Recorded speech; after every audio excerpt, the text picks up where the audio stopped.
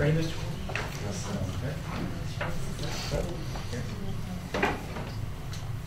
Okay, I'd like to call the meeting to order. I'd like to welcome any guests we have with us this evening. Board members are all present. Sorry, Mabel is away in forensics meeting. Yeah, Ms. Mabel is at a forensic meeting, so she won't be joining us. I'd like to welcome Mr. Kreider to his first meeting.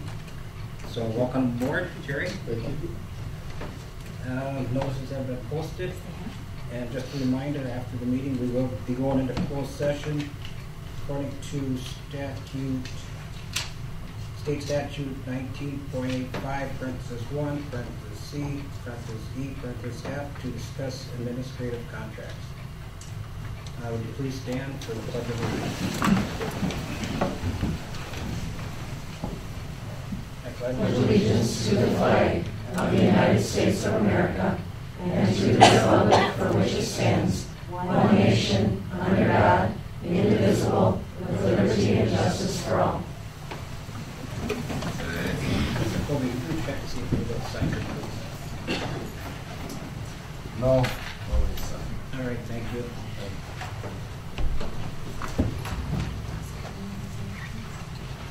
Does anybody have any comments or want to address the board on any issues or concerns? Okay, thank you. If not, continue on.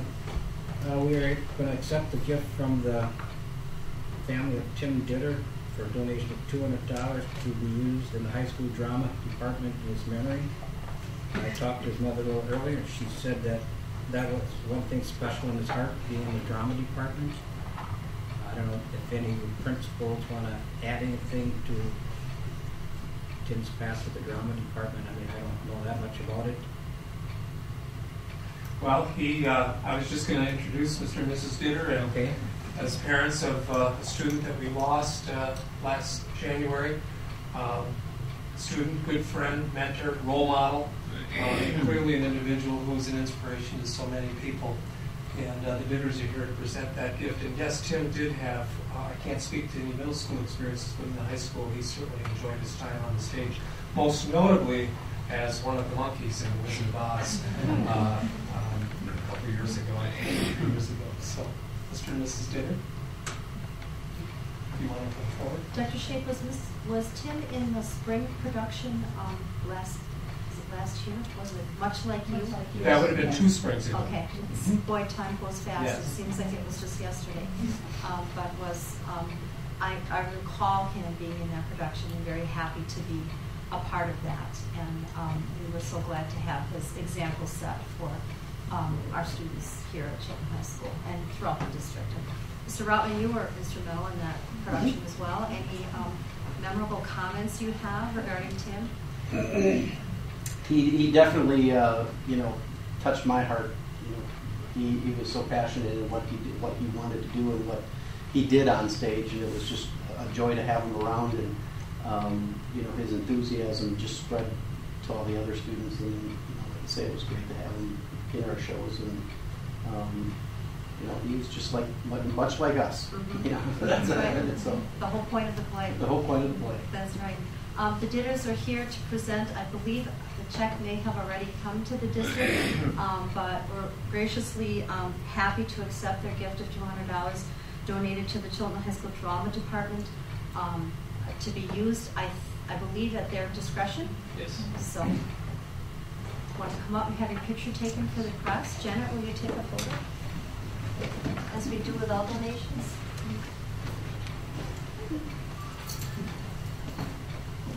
He enjoyed playing the straight kid in that movie. When he was a straight kid, so I was kind of... The t-shirt on, her dad, the t-shirt on, how appropriate.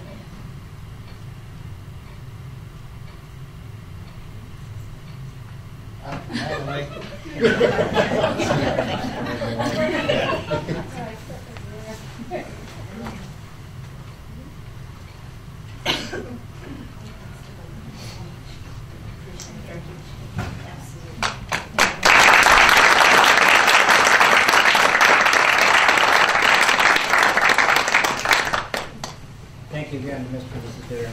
Thank you. Thank you all.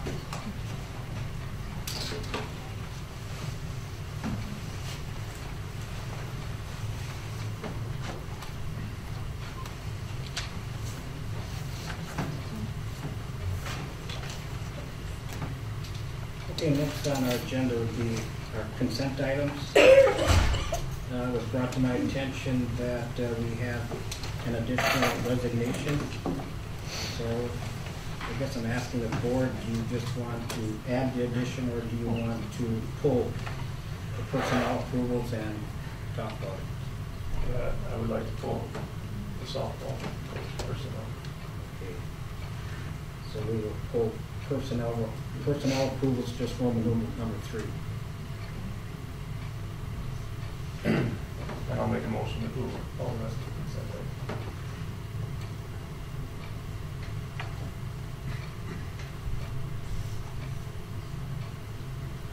We need a second. I'll second.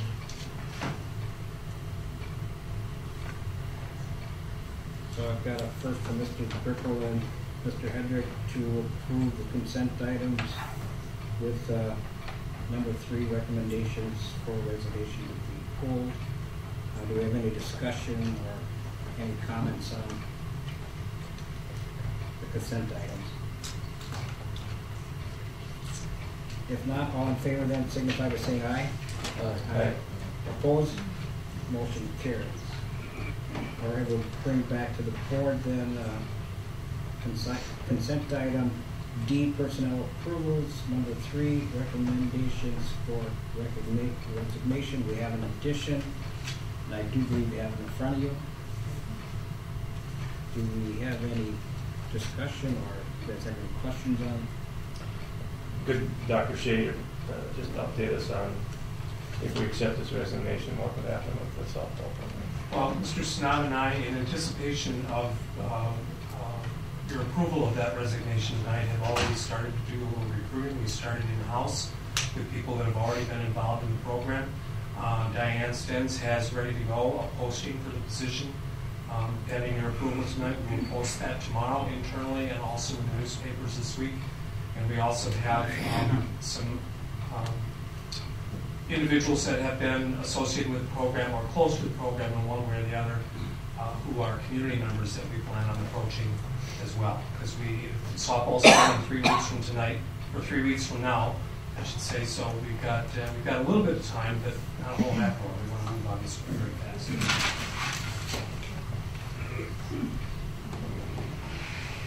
What happens, Dr. Shea, if we can't get someone to commit to the position? If we can't get someone to fulfill the position, that would be a problem. Because I don't know how we can move forward with the program without a coach. So we do have a JV coach. Yes, we do. Okay. We have a JV coach and we have a volunteer assistant. And we have, like I said, some other people out in the community who have been associated with the program one way or the other.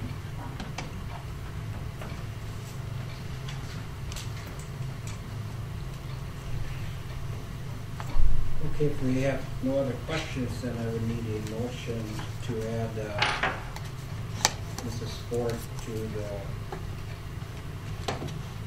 personnel removals, the resignation from the varsity softball coach effective today, actually January 24th.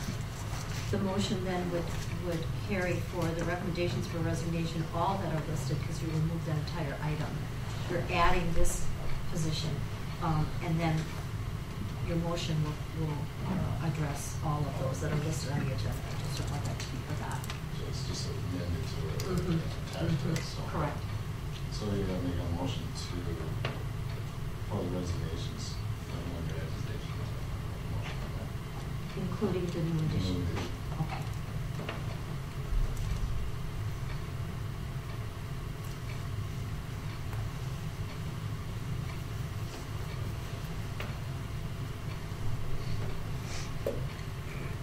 I'll need a second.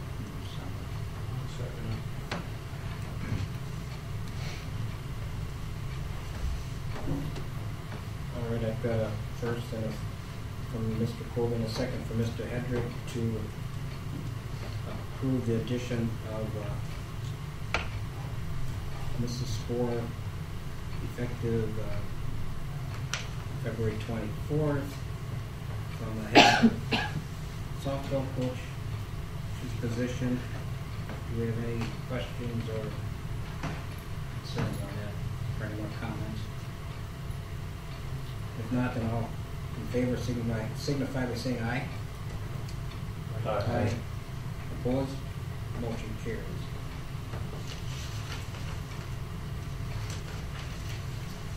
Okay, next on our agenda would be number 7, our superintendent's report. I have a lengthy report to share with the board and the community tonight. Staff members have really sent in a large amount of good news to share, and that's a good thing to have. So sit back and relax and get ready to enjoy some good news. Mrs. Lau, do you have the photos? This first one comes with with photos as well. This is from Mr. Bartles, who happens to be here tonight. Mr. Bartles and 5 students attended the annual Trees for Tomorrow Natural Resource Workshop sponsored by the Wisconsin Public Service from January 29th to February 1st. Students learned how to identify trees during the winter and how to identify signs of life in the snow by looking at tracks, scat, and other signs. Students used the GPS to navigate through a forest. They evaluated product choices through an activity about consumerism. They snowshoed in the Sylvania Wilderness area. They visited Bond Falls, and they cross-country skied at the Anvil Lake Recreational Area, where they were able to feed chickadees out of their hands. So we have photos that go right along with the dialogue. How much better can that be? Mr. Bartles, anything you want to add to this? Were you exhausted by the end of this trip? Yes. We have, each year we invite our foreign exchange students along. So Donnie and Julie were our exchange students this year, and they did go along. And pretty much a direct quote from Donnie, his highlight was he was able to walk on a lake. Oh. He had never done that before. And just great experience for all, and we appreciate the willingness to let myself and these students to attend each year, and also WPS for sponsoring us each year. They pay a large amount of money per student and per chaperone to attend. Mr. Bartles, do you have to write a grant for that money each year, or is it something that you just send it's just there for you? It's there. It is open for all schools who are in their service area. Wow, great. I know that I recall bringing this up every year, so good. Looks like it was a great time. Thank you for submitting that. This is from Mrs. Carolyn Plattner, kindergarten teacher. Kindergarten is celebrating everything Dr. Seuss this week. We are doing activities with many different books and enjoying Dr. Seuss's wonderful characters and stories. If you want to hear a little more about Dr. Seuss, the elementary school is the place to be this week. This is from Mr. Johnson. He would like to provide the board and the community with an update on emergency preparedness in the district. We currently have many staff members trained in CPR, AED use, and first aid. And Mr. Johnson wants to personally thank every one of them for the time they commit to volunteering to make our school a safer place to be. At the high school, we have 10 staff members certified. At the middle school, we have 11 staff members certified, and at the elementary school, we have 17 staff members certified. So thanks to all those for volunteering for that. This in from Mr. Clement. His good news is that James Wise got 4th place at Division I diving, and Austin Hefner got 2nd place at Division II, 182 pounds for wrestling. So an exciting time for our athletes and those that have been able to compete at very high levels. Congratulations to those 2 young men. This in from Mrs. Bonnie Mallman, high school teacher. The SHARE students sold polar bears to raise money for Special Olympics. They sold a total of 351 bears in 5 days, and the money was donated in honor of Tim Dinner. Dr. Shade, are those bears still up around the high school? I think they are. They were all, you had to Around the Pupil Services Suite. pay $1 a bear, and it was put towards Special Olympics in Tim's honor. This in from Mrs. Becky Lemke, elementary teacher, 1st grade teacher at the elementary school. Please share with the board that there are great things happening regarding literacy in 1st grade. In my classroom, my low readers are reading at a Fountas and Pinnell level of 14. My high readers are reading at a level of 24. To put this into perspective, they all need to be at level 16 by the end of the school year. 13 out of 19 students have already exceeded that mark. Since the students are making such great strides in reading ability, later this week we are going to start a unit on literacy circles. I'm very excited to see how the students interact during this project. Typically, I believe literacy circles are something that are introduced at a much higher level, typically maybe in middle school and on up. On another note, Mrs. Lemke writes she was able to participate in a SIOPS training, SIOPS. What does that stand for? Sheltered Instruction Observation Protocol. Training last Tuesday and Wednesday at Silver Lake College. This was a training through CISA 7 that gives strategies and methods for teaching English language learners. Attending this training was very beneficial to me as a teacher and to my students, even though I do not currently have any ELL students in my classroom. I have already started making changes in the way that I teach and the lessons that I plan in order to engage all students in learning. In my opinion, this training was time and money well spent, and I hope that other teachers continue to participate in this training. And thank you for sharing this news. Thank you to Mrs. Lemke. Annette Pleshak writes that 4K will be starting to practice their songs and poems for the circus program that will be coming up on Thursday, March 29th at 8:30 and 1 o'clock. We invite all of you to attend and share in the fun. Really? It's time for the circus program already? Didn't we just have the Thanksgiving roundup? We did. Wow. Time's flying. This in from Jill Miller. The Chilton wrestlers who made it to the state competition last week stopped into our classroom on Thursday. Nick Adkins, Austin Hefner, Patrick Breckheimer, and Jordan Petrie. They came right before they left for Madison to thank the students for creating a good luck video for them. The students were in awe of these big kids, thinking that they were so important. What an outstanding group of teenagers to take time out to do this.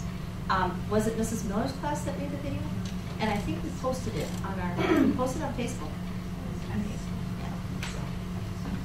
Mr. Bottles, this is from you as well. This one's a little bit longer. I would pass this along to everyone concerning good news about one of our students. The mentors of First Robotics Droid Rage Team 3381 nominated Mason Taylor to the Dean's List for the 2012 FRC season. First Robotics Team season.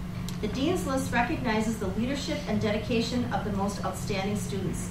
Students are selected based on their demonstrated leadership and ideals and commitment to the ideals of the first team, their interest and passion, and their individual contribution to the team, their technical expertise and passion, their entrepreneurship and their creativity, their ability to motivate and lead fellow team members, and their ability to increase awareness of FIRST in their school and community.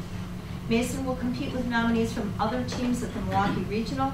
The top 2 will advance to the World Championships and compete with the rest of the world to compete for the top 10 award winners. Being nominated to the Dean's List is a prestigious award because colleges and universities will actively recruit these students to attend their school. So great news about one of our students, Mason. Anything you'd like to add about him personally, Mr. Barnes? For those that may know Mason, that he's a very quiet student, likes to keep to himself and doesn't say a whole lot. And at the beginning of the season, he kind of fit in that role. And just as time progressed, he started to speak his ideas, his opinions, and has just taken on projects that we needed to be done and would work with them and completed them. We have a machinist from KI as one of our mentors, and has worked side by side with him, learning how to run a milling machine to create the parts that we need to build for ourselves, and just has become a leader more vocally, which he can still improve on, but leads by example. Great role model for the rest of the team. Hard worker, dedicated, always there. And in addition to that, he's also in discussion as possibly being picked as our captain for the mechanical team for next season. Wow, great. So really is demonstrating those leadership skills that we so like to see. Yep. Thank you for submitting that on his behalf. This is in from Dr. Shade. This was an email sent to Dr. Shade from Brad Wysocki, the chemistry and physics teacher from Bloomer High School. Dr. Shade, you may be already have heard this from Brittany or another source, but I want to make a formal contact with you as a representative of the WSST Awards and Recognition Committee. I'm happy to inform you that Brittany Rumful has been named a recipient of the WSST Frank Zerner New Teacher Scholarship. Again, as you probably know, this award comes with the expectation that Brittany is allowed to attend the conference in Madison on March 8th and 9th. And because of the need for a substitute, part of the award includes WSST paying for a day of sub for Brittany. So this is a great honor for her. She's being selected as an outstanding new teacher of science in Wisconsin. And her award gets her a 2 nights lodging, 1 day sub pay for the district, her conference registration, and a banquet meal at the Milton O. Pella Awards Banquet. All things total, the award is valued at $500, and I think it's probably more the recognition of her professionally that is so outstanding. And she was nominated by Mr. Bartles. Oh, Mr. okay. Bartles is her mentor as a new teacher to our district, so we appreciate that. Mr. Bartles, what does WSST stand for? Wisconsin Society of Science Teachers. Okay, It's thank our you. state organization. Thank you. I knew it was probably something very close to that, but I didn't want to make a guess. This in also from Becky Lemke. She wants to congratulate the wrestlers. Mr. Sanabin wrote, a number of staff members have asked me how our wrestlers did at the sectional meet last Saturday. Chilton had 4 wrestlers qualify for state. And as we know, the meet started on Thursday, February 23rd in Madison. Our 4 qualifiers were Patrick Breckheimer, Nick Adkins, Jordan Petrie, and Austin Hefner. So we're very proud of those young men, and lots of our staff members were as well. This also in from Mr. Sanabin. This was dated February 20th. More good news to share. The WIAA State Boys Swimming and Diving Meet was held this past weekend in Madison. Junior James Wise placed 4th in Division I diving competition. Our swim team is a co-op with Brilliant and Valders, and our combined enrollment places us in Division I for WIAA competition. So congratulations to James. It's wonderful to have that. And making that, meeting those goals. This in from Mr. Plattner. Chilton High School forensics team placed 2nd at the Olympian Conference meet hosted by Hilbert High School on January 30th. In the conference meet, students perform twice and are awarded up to 25 points in each round for a possible total of 50 points. Teams with at least 10 entries are then eligible for the trophy, which is awarded to the highest team average. Chilton made it close, but St. Mary's Central 21.89 average points topped Chilton's average of 21.33. While Chilton also finished a close second to SMC in total team points, Chilton High's large team of 21 entries far outdistanced the 3rd place finishers total. So SMC had 898 points, Chilton had 868 points, and Mishicot had 628.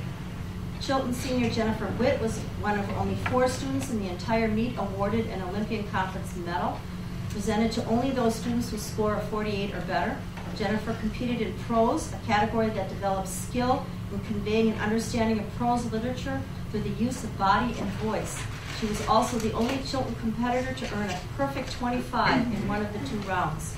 The next forensic competition is sub-district on Monday, February 27th at Howards Grove High School, which is why we had a number of staff members go on today after school. Students will perform 3 times and must receive 16 or more points in at least 2 rounds in order to advance to the district meet.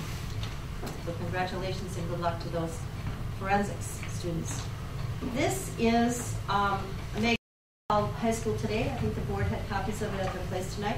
There's an article in here that talks about Launchpad Wisconsin celebrates the reach of music education. And Mr. Routman and Dr. Shade wrote to me indicating that on Wednesday morning at about 6:55, now this is back in December, station 105.7 WAPL radio did a feature on the Wisconsin School Music Association's annual garage band competition called Launchpad. The Launchpad regional competition is where 15 area garage bands will compete for a chance for a state garage band title. Chilton Public Schools is once again proud to host this event in the Engler Center for the Performing Arts. The event will be held on March 30th, 2012.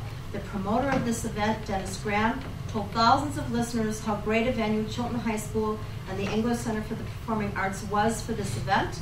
The Performing Arts staff loved working with WSMA in 2011 and looks forward to the 2012 event.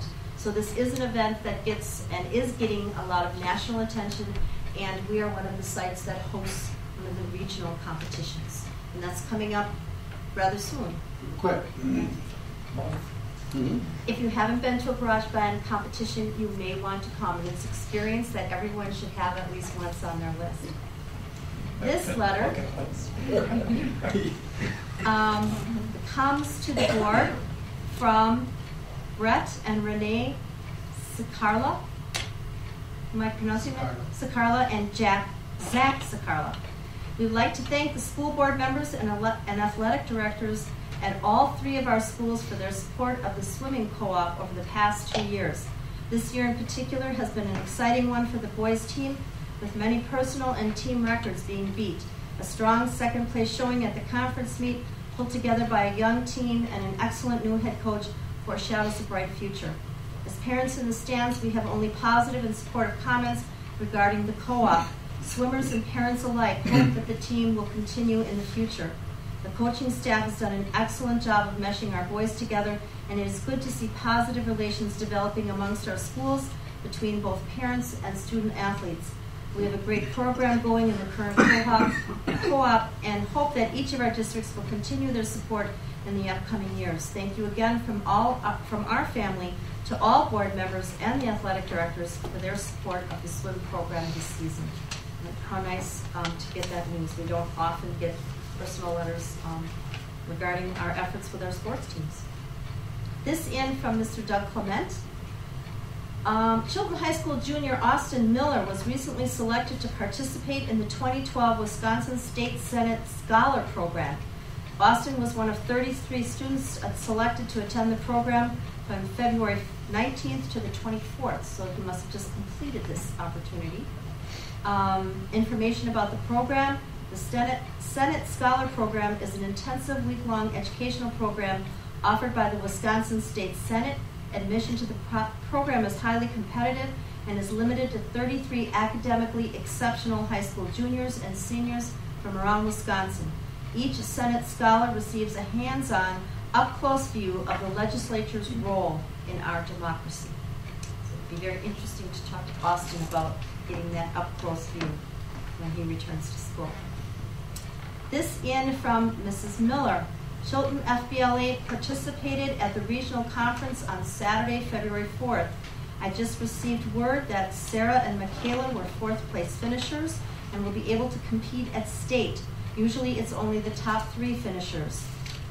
She indicated she's going to try and get a picture. Chilton also placed 4th for outstanding chapter. This is based on how many top 5 finishers her school has, and she's attaching the results. So qualifying for state, the results are Austin Miller, 1st place in business law. Erica Pedon and Taylor Spohr, 2nd place in desktop publishing. Danny Malman, 2nd place in sports management. Philip Bilo, 3rd place in business law. Austin Dawson, 3rd place in business math. Riley Friedrichs, 3rd place in FBLA principles and procedures. Sam Wagner, 3rd place in healthcare administration. Jordan McAllister, 3rd place in help desk. Jacob Schaller, 3rd place in intro to parliamentary procedures. Marcus Chaussee, 3rd place in technology concepts. Michaela Skett, 4th place in business procedures. And Sarah Nagel, 4th place in healthcare administration. Placing at regionals, we have Brandon Roberts, 4th place in computer problem solving. 4th place in digital design and promotion was Donnie Ashan and Paige Mikulowski. Marcus Weiss, 5th place in FBLA principles and procedures. James Weiss, 6th place in technology concepts. Alex Kellnan and Celine Dietrich, 7th place in business ethics. Chris Bartle, 7th place in cybersecurity. Preston Pedon, 7th place in intro to parliamentary procedures. 7th place intro to technology concepts was Grant Keys. 8th place in hospitality management was John Schenkus. And 8th place in word processing was Andrea Owens. So congratulations to all those students. We have lots of students involved in lots of competitions and lots of good work. This is from Mr. Apple. I'd like to take time to tell you but an outstanding decision was made to hire Coach Stokovic as the Chilton boys varsity swim coach this year. He's been an incredible addition to the program with his knowledge of techniques in sport, along with his ability to build a rapport with the team and push them beyond what they think they are capable. The time that it takes to coach these boys is extensive, and I'm so appreciative that Aaron is working with our young men. He's a role model for our boys and one heck of a swim coach. If you get a chance, come see the boys swim, as they are very competitive and only getting better, and they have a bright future ahead of them. Any other comments you'd like to add to that, Mr. Apple? You know what it takes to coach a boys swim. I'm so glad you do. You have first-hand knowledge. This in from Mr. Holtz. Congratulations to Jennifer Witt, as she was the Chilton Optimist Math Challenge Semester 1 champion with a total score of 52 points. Before Christmas break, she received the TI-89 Titanium Graphical Calculator, value of $150, through the generosity of the Chilton Optimist Club. Philip Bilo took second, with Brianna Riley taking third. A new semester-long competition will begin at the end of this month, meaning January, and another individual will also win a TI-89 in May. And just makes you want to go after one of those TI-89s, doesn't it? And last but not least, I won't read, I will read the names, but this is sent to me by Mr. Gillis. We had the Olympian Conference Honors Band that was hosted here at Chilton High School. Took place on January 21st. The guest conductor is listed on the back, Mr. Michael Knight, and he extends his thanks to Dick Gillis for his work as faculty coordinator, and to Chilton High School Music Department and Administration for hosting the concert. And Chilton students that were involved in the music festival were Brianna Riley and Alyssa Pike on flute, Sarah Nagel and Sam Wagner on alto sax, Nicole Schmidlkofer on tenor sax, Hannah Verrier on clarinet, Brett Casper on bari sax, Reba Gruber on trombone, and Tyler Rudig on percussion. So that was good news from Mr. Gillis. And I am out of breath. That is the end of my report. Well, thank you for all that good news. It's better than hearing bad news. Absolutely. We as a board appreciate that.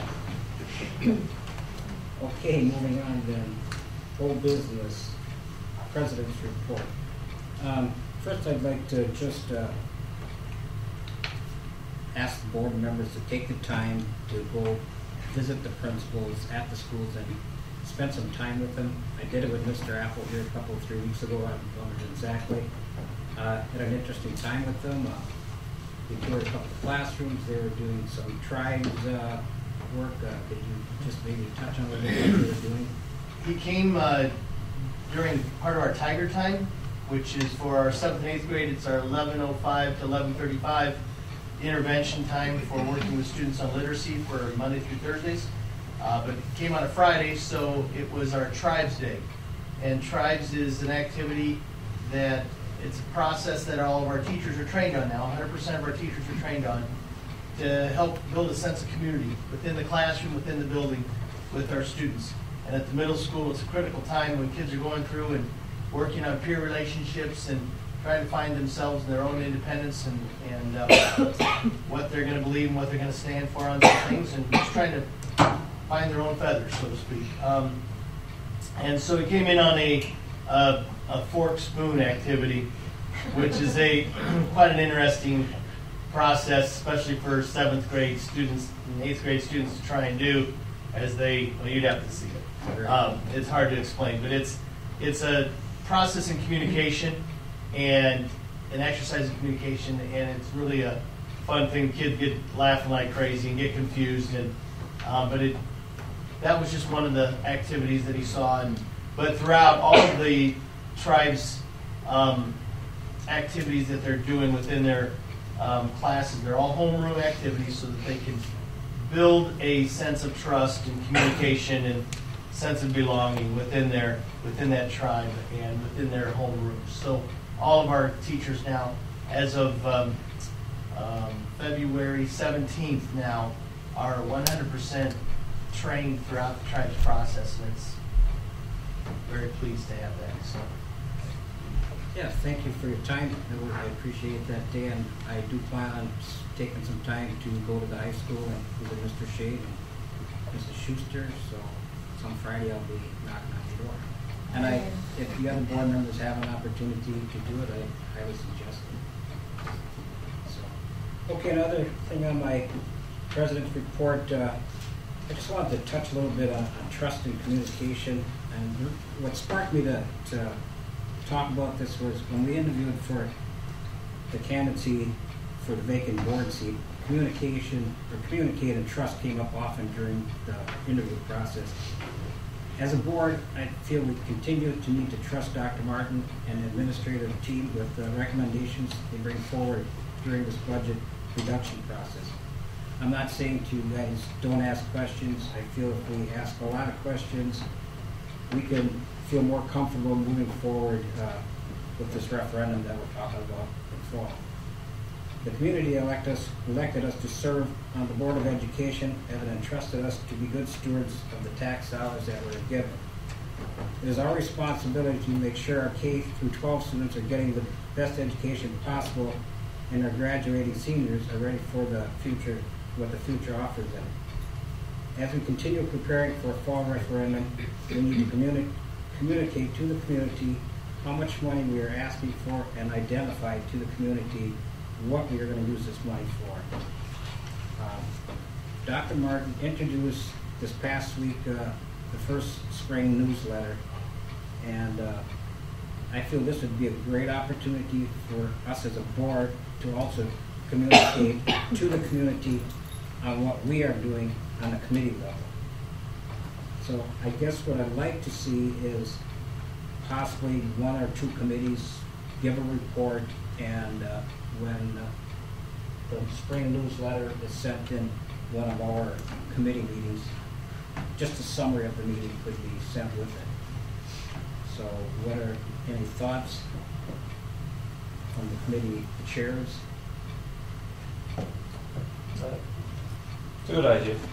I think the more we can communicate with them, give them more information, we'll be better off going into the referendum. I know the newspapers can't get to all the committee meetings, so it doesn't get published in the press, because I know we hear it occasionally that all we do is rubber stamp. So maybe we can take some of that talk out of the community, that we're just not a rubber stamping board. So I guess when would be your next, that's in 2 weeks? Well, I sent the first issue out that was published last week, and so every other week there will be an article appearing in both of the papers, and we have members from both of them here tonight, and I'm grateful for the papers for putting those in the paper through the month of May. So you can either tag on at the end of May, or you can go perhaps during one of those weeks when we don't have an article scheduled. Whatever, I think the paper would probably work with us on that. So I guess, Mr. Brickle, would you feel comfortable doing the first one, seeing the finance committee's probably needs the most? Yeah. Okay. Great, thank you. All right, that's all I have to report, and we're going to move on to Ms. Nagel's report, who you're going to take. Right. Sarah's not here tonight. She is at a forensics meet, but she did put together a student representative report that she asked that I read on her behalf this evening. Issues that the student council is currently working on are putting a chessboard in the library, finishing a mural for the hallways, implementing a senior lounge / study center in the senior hallway, and a proposed memoriam wall in the high school. Student council also held a wine and dine during the lunch periods on February 1st, 2012, and on this day, student council members set up a table and listened to fellow classmates share their concerns, complaints, or ways to improve Chilton High School. We received a lot of excellent feedback on the budget, but also on ways to improve our school. Some concerns from the students were parking, microwaves, the dress code, and the lunch program suggestions. The budget concerns mentioned were not cutting summer school because National Honor students use this for their volunteer hours, and more money allotted for the arts program and keeping golf. In addition to the responses on the budget, I sent out a 2012 budget cuts survey to 8 random homerooms and asked them to fill it out. While I didn't receive all of them back, and some completely blew it off, there were a couple of key points that I noticed. A majority of the answers concluded that sports and/or clubs should not be cut, and another major theme was the dislike of the increased athletic fee. I'm sorry I'm unable to present at the meeting this evening, but I hope my student perspective on the budget will help with decisions that need to be made. Respectfully, Sarah.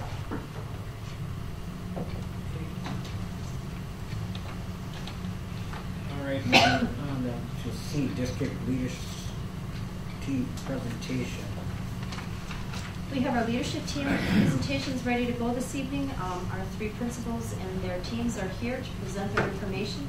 Do we have any specific order, Mrs. Law? Who goes first? Who's on second? Dr. Shea, do you recall any particular order we need to go this evening? Did we go elementary, middle, high? Last time? Pam, why don't you start? We'll go elementary, middle, high this evening as well.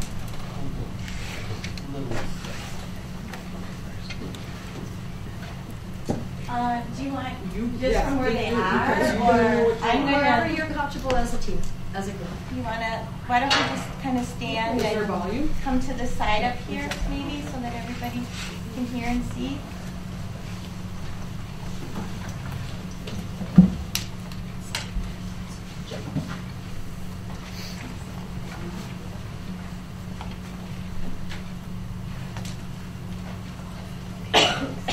Okay. Yes, I will get through it. Okay, tonight we have with us Jennifer Hellbeck, Faye Kobeck, Shannon, Marta, and myself, Tricia, and also Allison Zacco, Jane Schaefer, Amy Brown, Jill Woodcock, and Karen Van Offern will be presenting next time. Who's up first? Faye. Our goal for the end of the school year is for reading is that 85% of all our students will be reading at grade level by the end of the year.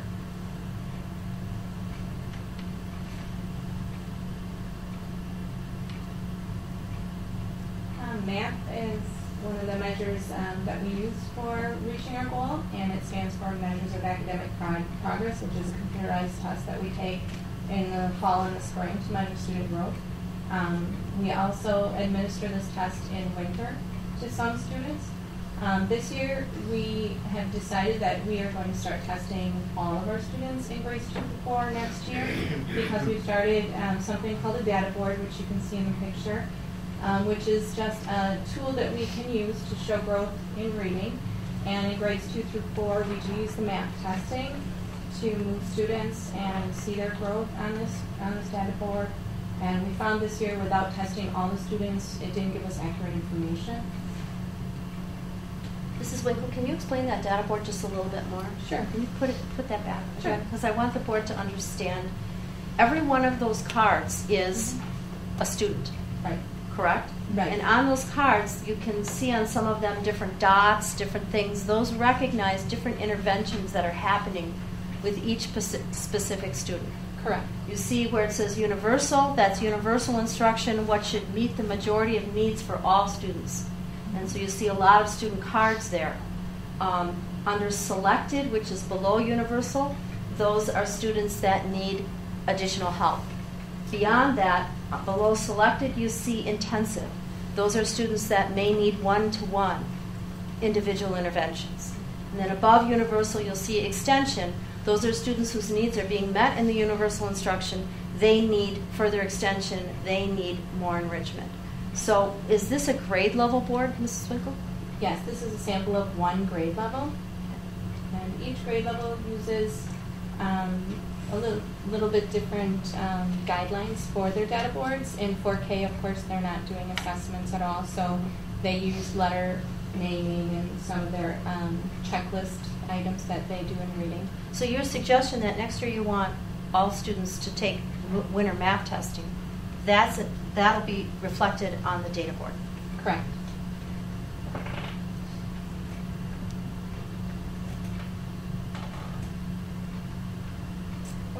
addition to the math testing, another assessment we use is the F&P, which is Fontes and Canal. It's a reading assessment. It's given 3 times a year in the fall, the winter, and the spring. And these are the results from the winter testing. Currently, for kindergarten level, 80% are at or above grade level, with a 9% more are only 1 level away.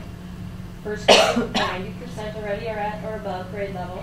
I think that was mentioned in Mrs. Lumpke's good news, with again 3% more only 1 level away. At the second grade level, we have 87% of the students at or above grade level currently, and 9% more only 1 level away. Third grade, we have 79% at or above grade level, with additional 12% more only 1 level away. And then with fourth grade, 87% already are at or above grade level, with 6 more 1 level away.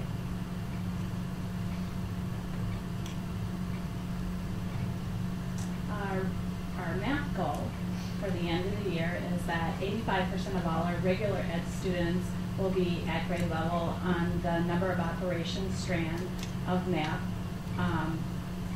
by the end of the year. 70% of our ELL students, our English language learners, will be at grade level by the end of the year, and 70% of our students with disabilities will be at grade level on the number of operations strand by the end of the year. And then knowing that math facts are the base of all number operations, we decided to implement the incorporation of the mastery of facts at all grade levels. Starting at first grade, they're required to pass addition. In second grade, they need to pass second grade addition and subtraction. Then going into third grade, they build up from addition to subtraction and then multiplication. And in fourth grade, they're responsible for mastery of all 4 operations. Children need a conceptual understanding of math fact operations and algorithms, so we're using models and manipulatives. We do a lot of strategy teaching so that kids can quickly solve basic math computations. We've incorporated some brief drills and daily practice. We chart individual progress, and then that helps the children to see their progress and their growth, and to celebrate their success along the way.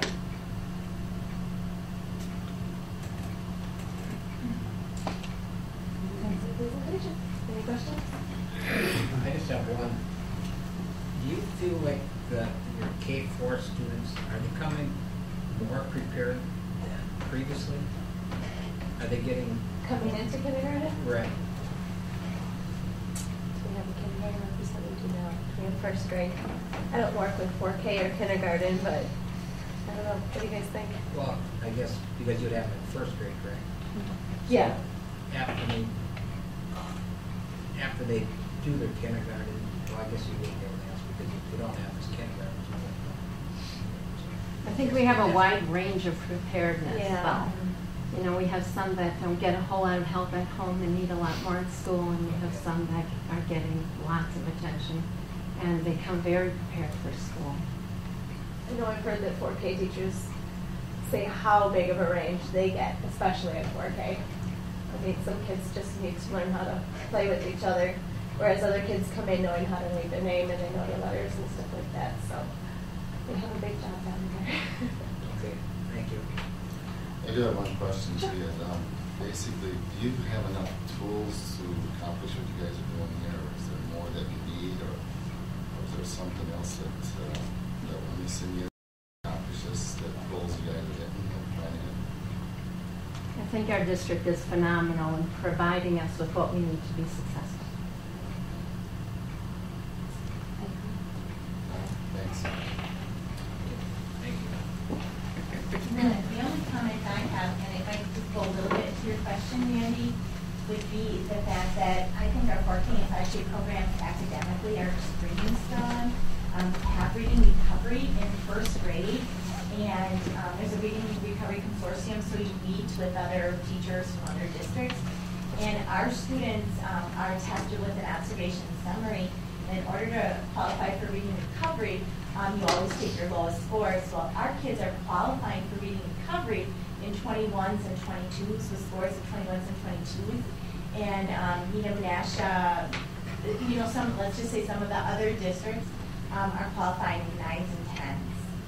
So even our lowest qualifying kids for reading recovery, which is a very intensive program, are higher than a lot of the other surrounding schools as far as, that's just one little piece of data that I've always found to be interesting.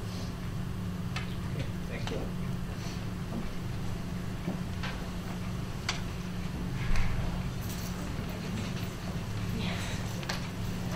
Come on.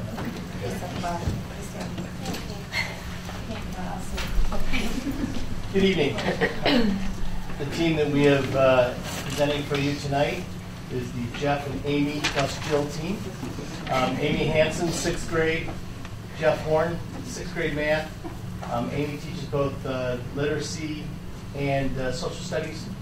Amy Downham, 7th grade science. Jeff Fergie, 8th grade social studies, and Jill is 5th grade social studies.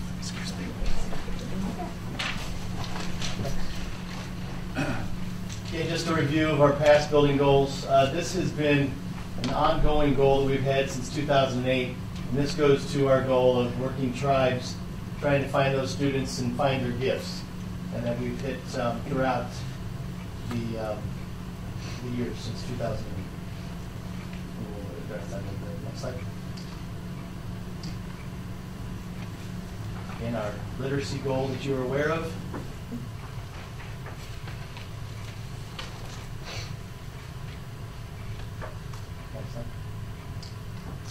And we get into our action. Go back one, please. Our action plans. Just wanted to. This is what we presented to you in the fall. Tribes training. We have accomplished that with 100% of our middle school staff trained as of February 17th. Our Tiger Way, the 30-minute intervention time, we continue to monitor and support, and you're going to see a lot of the data that you're going to see coming up here is, we feel, is reflective of a lot of the interventions that are taking place during that time. The Tiger Way. The Tiger Way is our board that we have posted throughout our building on student behavior and respect with amongst our peers and amongst within the classroom. And Tiger Time is our intervention. We have regrouped 3 times now to include from the fall, once between the fall data and then our winter data. So we have regrouped our literacy groups to reflect that. Our literacy team has changed with our 316 licensed teachers in every grade level, and our true focus on blended literacy with the reading and the language arts piece. We have the triangulation of data. We use our Lexile from our MAPS scores, the STAR benchmark in Odyssey, and then the MAPS RIT. We use all of these to triangulate when we're making our decisions as to our groupings for our students.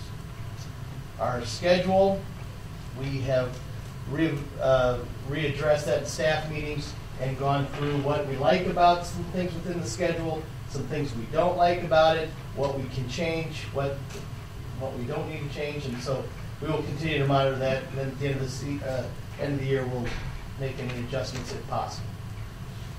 Again, we continue with our weekly meetings with our literacy training and then monthly meetings with our CESA 7 trainers as they come through and work with just our reading teachers. We are in the process, they should be completing here by the end of this month end of March with parent meetings between Mr. Bowman and Mr. Grable from the high school as they go through the supporting the career pathways and having parent interaction meetings with them to go over student progress and then getting them set for the high school years. Rosetta Stone, we have changed a little bit mid-year with our Rosetta Stone instruction due to some ELL needs of our numbers going up so much. We were able to make a switch of the Rosetta Stone instructor, the teachers, and Tara Porter from the high school has been able to come over and take over our Rosetta Stone for the 2nd semester. She is a licensed foreign language teacher, and so that frees up our ELL teachers, Danny Long Noriega, and Christine to be able to spend more time with our ELL students. Finding their gifts, increasing student involvement, participation continues to go up in the middle school. We have very large numbers that we've had in both our athletic activities as well as non-athletic through our plays and forensics and other things. So that continues to be a positive. And the get to know meetings has been changed to get to know you. I've been making weekly phone call home to parents on good news rather than, I like that direct phone call to them rather than just sending a note home after I've talked to some kids. So that has been well received by our parents as well. Okay, thanks. And those two. I know these are busy slides, but you've got them. I'm going to give you just a moment to just kind of look over the bullets that are there. 90 students right now in 5th grade, and they've all been tested twice. I believe that the literacy, everyone was tested again. Not necessarily math, but literacy. And then when you get down to the however, 6 out of the 23 students, when we were talking about the 23 students that did not meet or exceed their projected winter growth, 6 of them out of them improved their scores, but just not at their where we wanted them to be, but they did show improvement. 4 of them stayed the same. And then there were 13 scores that went down. But if you drop down, I think it's kind of interesting that all of the 13 students, except for 1, were in what we consider large group. So they were higher students to begin with. Our lowest students always work in very small groups with our literacy teachers. And as we said, we're on our 3rd regrouping, and the last regrouping we had one class had 17 students who either up or down. So it's kind of interesting to changes occur. And then at the very bottom, the 32 students that are the lowest that we have of all the scores, those are the ones that Mrs. Sturgill, who was our literacy teacher in 5th grade, during her literacy block of 90 minutes, she always pulls those kids aside. They're split into 3 different classes and works very intensively with them. We did test 100%. Well, there's 4 students that didn't test, so we tested the majority of students during the winter testing this year in all grades. And that was just the reading test. Right. And they either couldn't test because they were absent or their special education needs. And then as we move ahead, we also use our data boards, and we had them set up in the fall. Now we've switched them because we've done another testing, and then every time we test, we meet again and we switch the boards around. It's hard to picture, but these right here. This right here now has moved above this line. It's just that you can't really see that it's happened because it can't move the little Velcro slips. So it's hard to see, but there has been a lot of growth. You just don't see it, how it sets there. And the 4 on the bottom, they weren't tested on the right-hand side. Any questions with 5th grade? You said the numbers. What are the number difference on that? That moved up. The which one? The number difference from the fall to the winter, or that moved up. What is the difference on that as far as kids?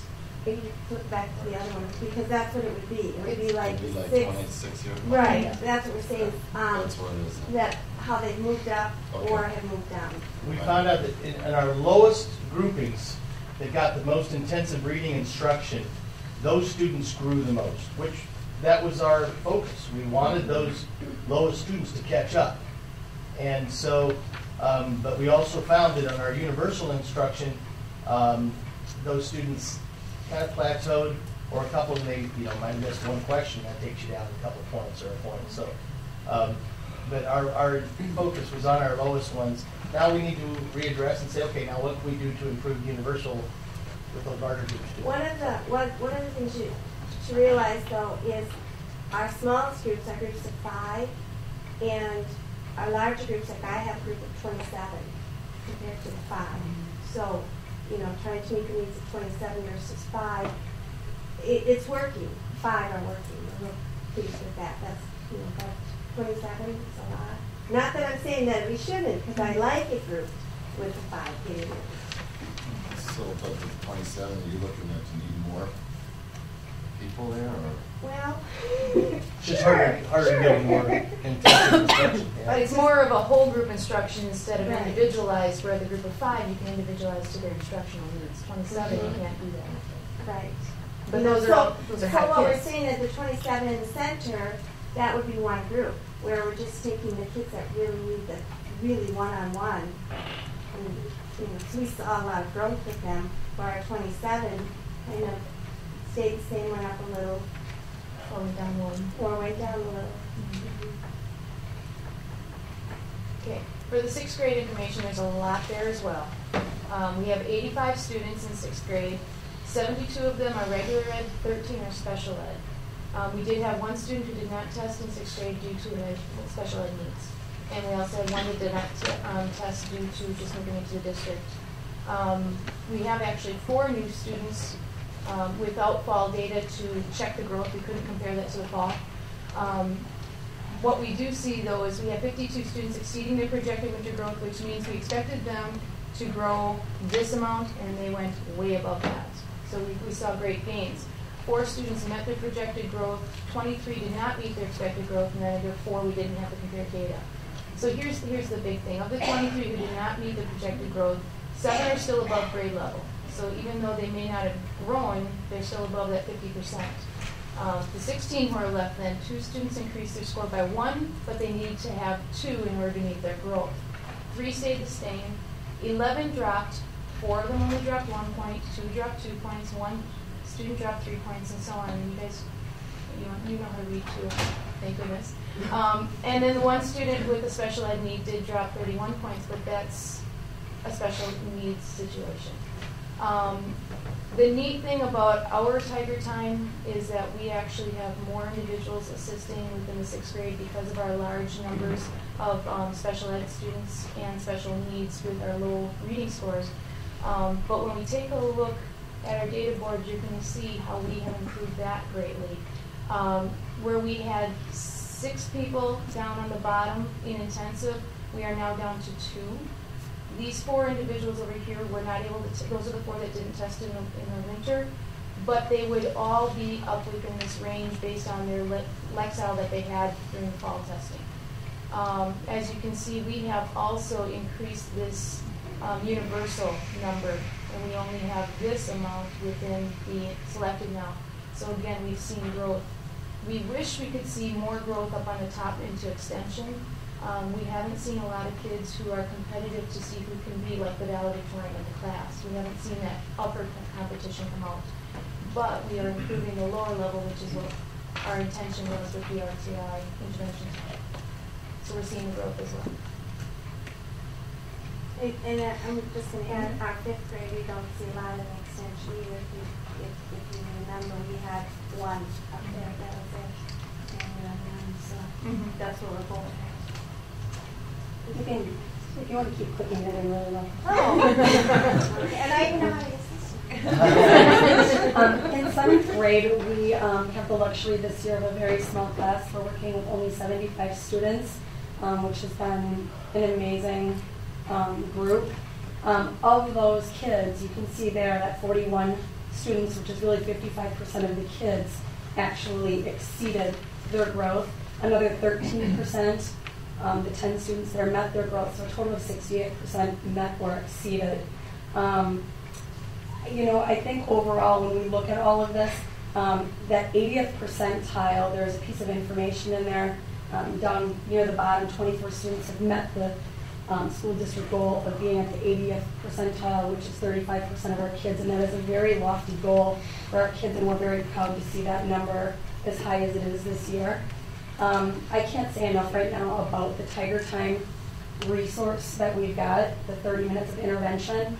I They have been asked to instruct a larger group, and I have the kids that would be considered the extension, the higher level kids. And even within that higher level, the 22 or 23 kids that I have in my room have a range of over 17 points, which is huge. Some of these other groups, the smaller groups, we're working with 4 or 5 students, and they're all very close as far as their scores are concerned. So with 23 kids in a room, and those of us in the group that have the larger groups, we're being asked to address the needs of a real wide range, real super high, 95th, 98th, gifted and talented type kids, all the way down to some average. And the school has been working real hard to make sure that we've got the resources in our hands to do that and make sure that we're addressing the needs of all kids within that range. So that has worked out real nice. And again, we're seeing growth at that lower level. We have a fabulous new literacy teacher in the 7th grade. I cannot tell you enough good things about what she is doing with the kids right now and the amount of progress that they have been making. So very, very proud of Courtney Diarmond, a fabulous, fabulous hire for 7th grade. Our next screen is going to show our data boards. The one thing that's a little bit different here is we do have some kids, I think through maturation, who have really stepped up and they are confident in themselves and they are taking that leap to be competitive. So up at the top you can see that our extension level, we've got 5 back in the fall and we've upped that by another one here in the winter. And down at the bottom you can see that we have moved our intensive. We had 4 in the fall and we're down to 1. So 1 student left in that real intensive range, which is fabulous.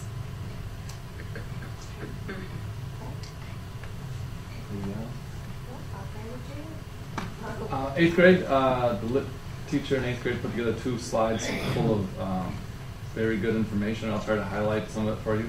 86 students in literacy class tested, 5 special, 2 not tested. Within that, some of the highlights would be 78% of the 8th graders above the 50th percentile, 45% above the 80th percentile. For the school goal, I guess 64% total would be above the 65th percentile right now.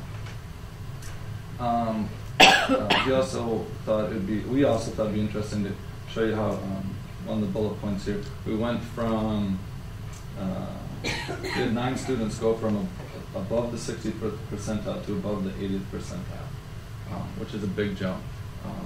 And that will go on to the next slide. There we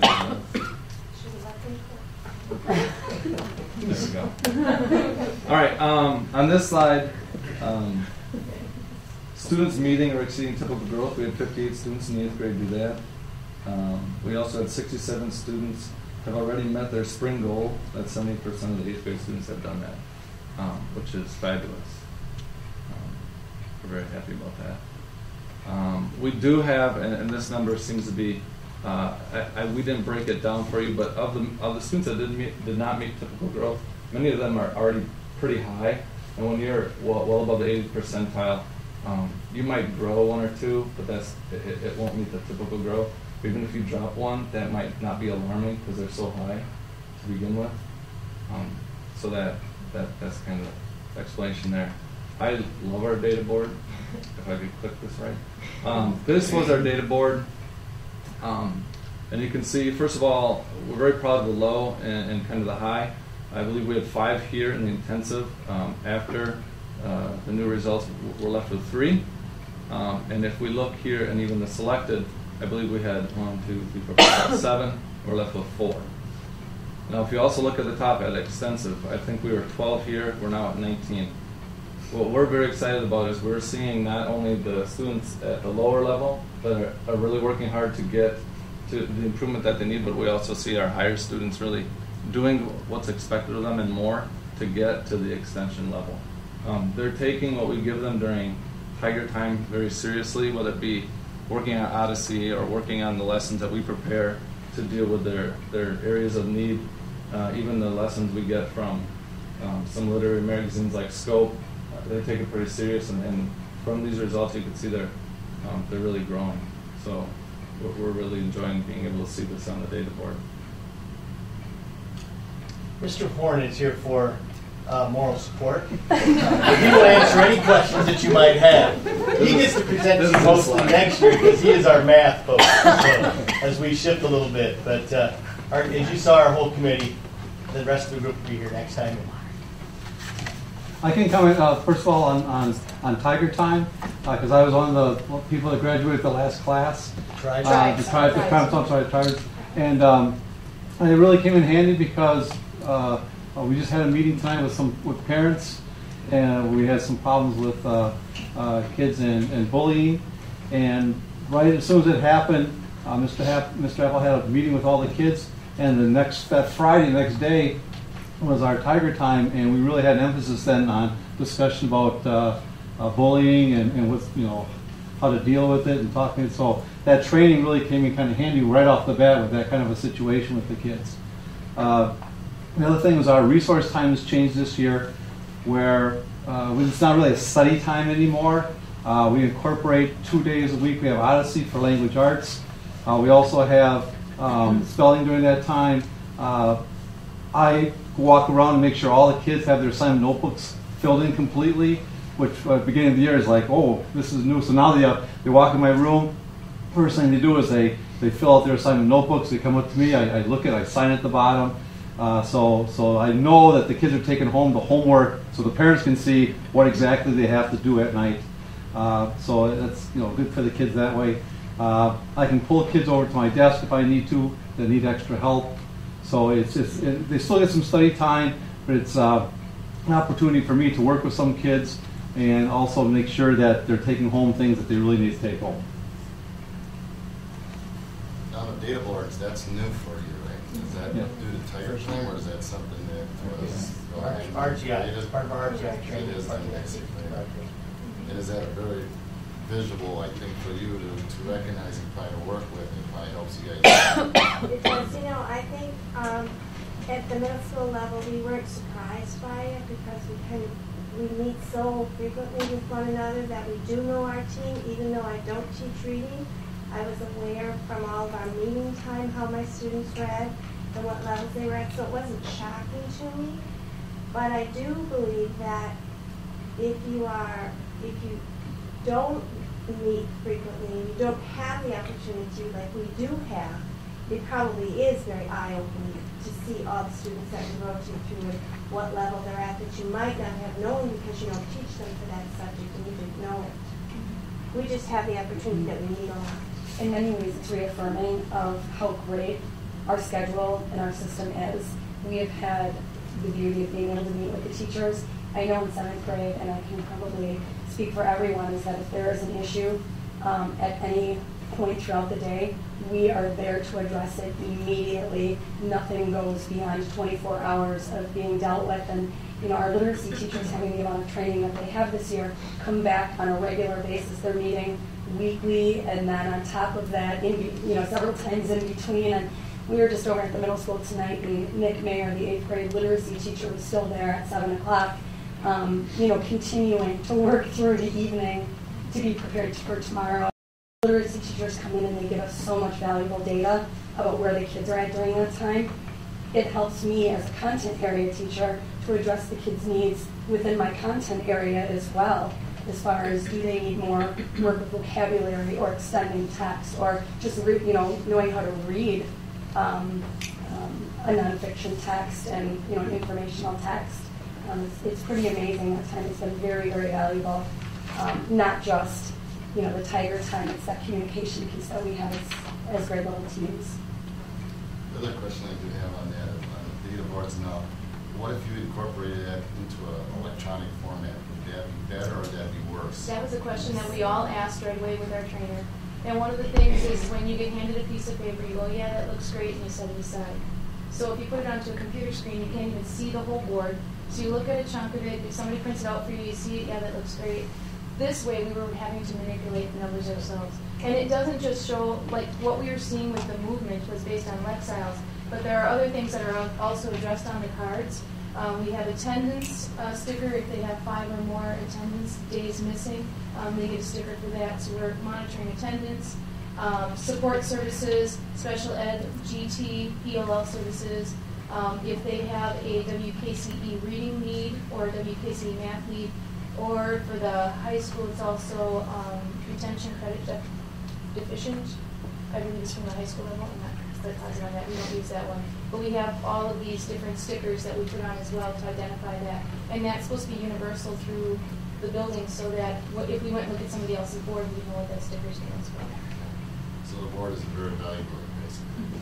I mean, when we first introduced it to us, I think that was the first thought in my mind, why can't we just make a spreadsheet? Because it kind of became arts and craft time for us, and we're like, what is all this? But then once we put everything together, you do learn things about students that you probably didn't know before. Maybe their absences or some of the socioeconomic things in their lives. And then I'm pretty linear, so for me to see a line and then readjust everything and replace them, that really hits home as far as who's dropping, who's moving, where they're moving. And so physically doing it, I think I learned quite a bit from it. It was interesting to see, too, when we also write on there how many D's and F's they have within the academic content. So it was interesting when we had a child who was way up here having 3 D's. So we're like, okay, we need to address with this student the fact that we know that they're quite capable, they can read. What are the other things that are blocking their learning right now? And then we can have more of that concern discussion as well with the kid. You know, we know that you're academically able to achieve what's causing you not to be able to achieve at this time. Cool. Thank you. Waiting.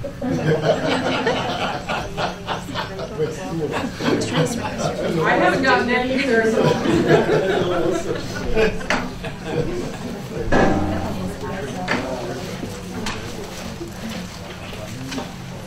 We have the smallest team of the district. There's 7 of us with me, and so 3 were to present tonight, and 3 will be back in May. But Phil Grable was asked to do a couple of additional presentations, so he will be here in May, and we couldn't get a last-minute sub. So part of that is because of forensics. So, well, welcome to our mid-year progress report from the high school.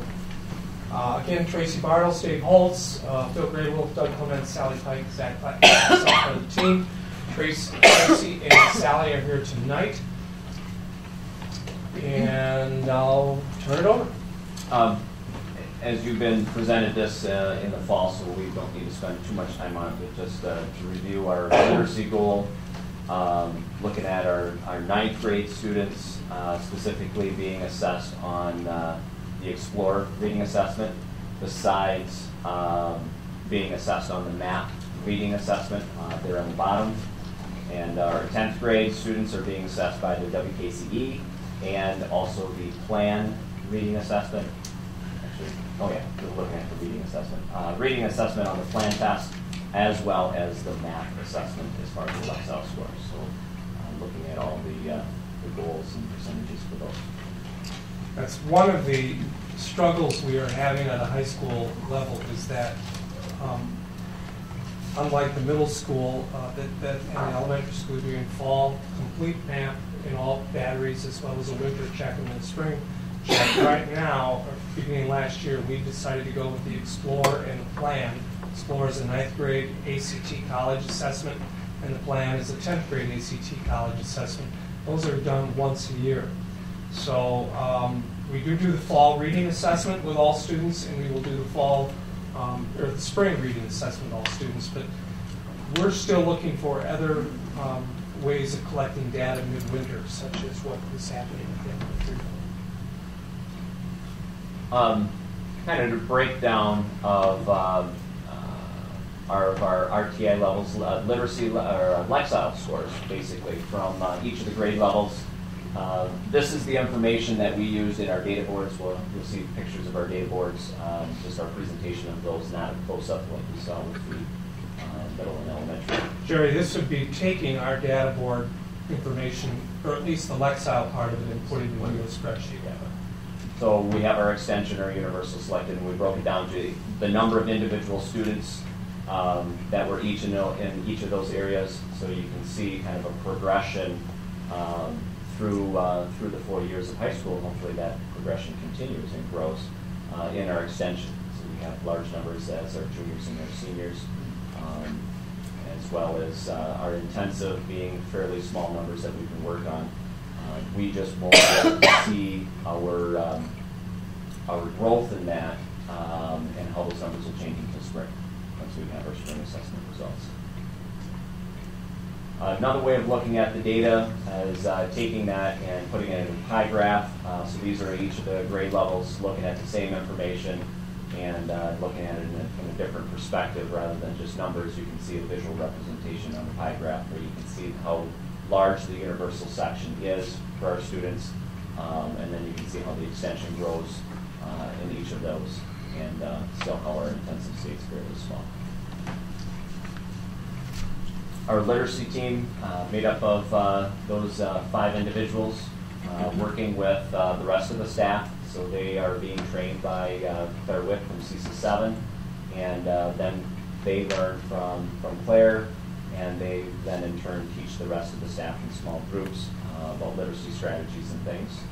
And more recently, the initiatives we've been working on specifically have been the content area reading and writing standards, and trying to incorporate those, one, understanding those standards, and two, trying to see how they may fit within our curriculum for specific courses and content areas, and working on that. So some of the examples that some teachers have been able to use, the stem cell letters in biology, they have to pick a particular audience to write in that audience about stem cell research and in writing a formal letter to that specific audience.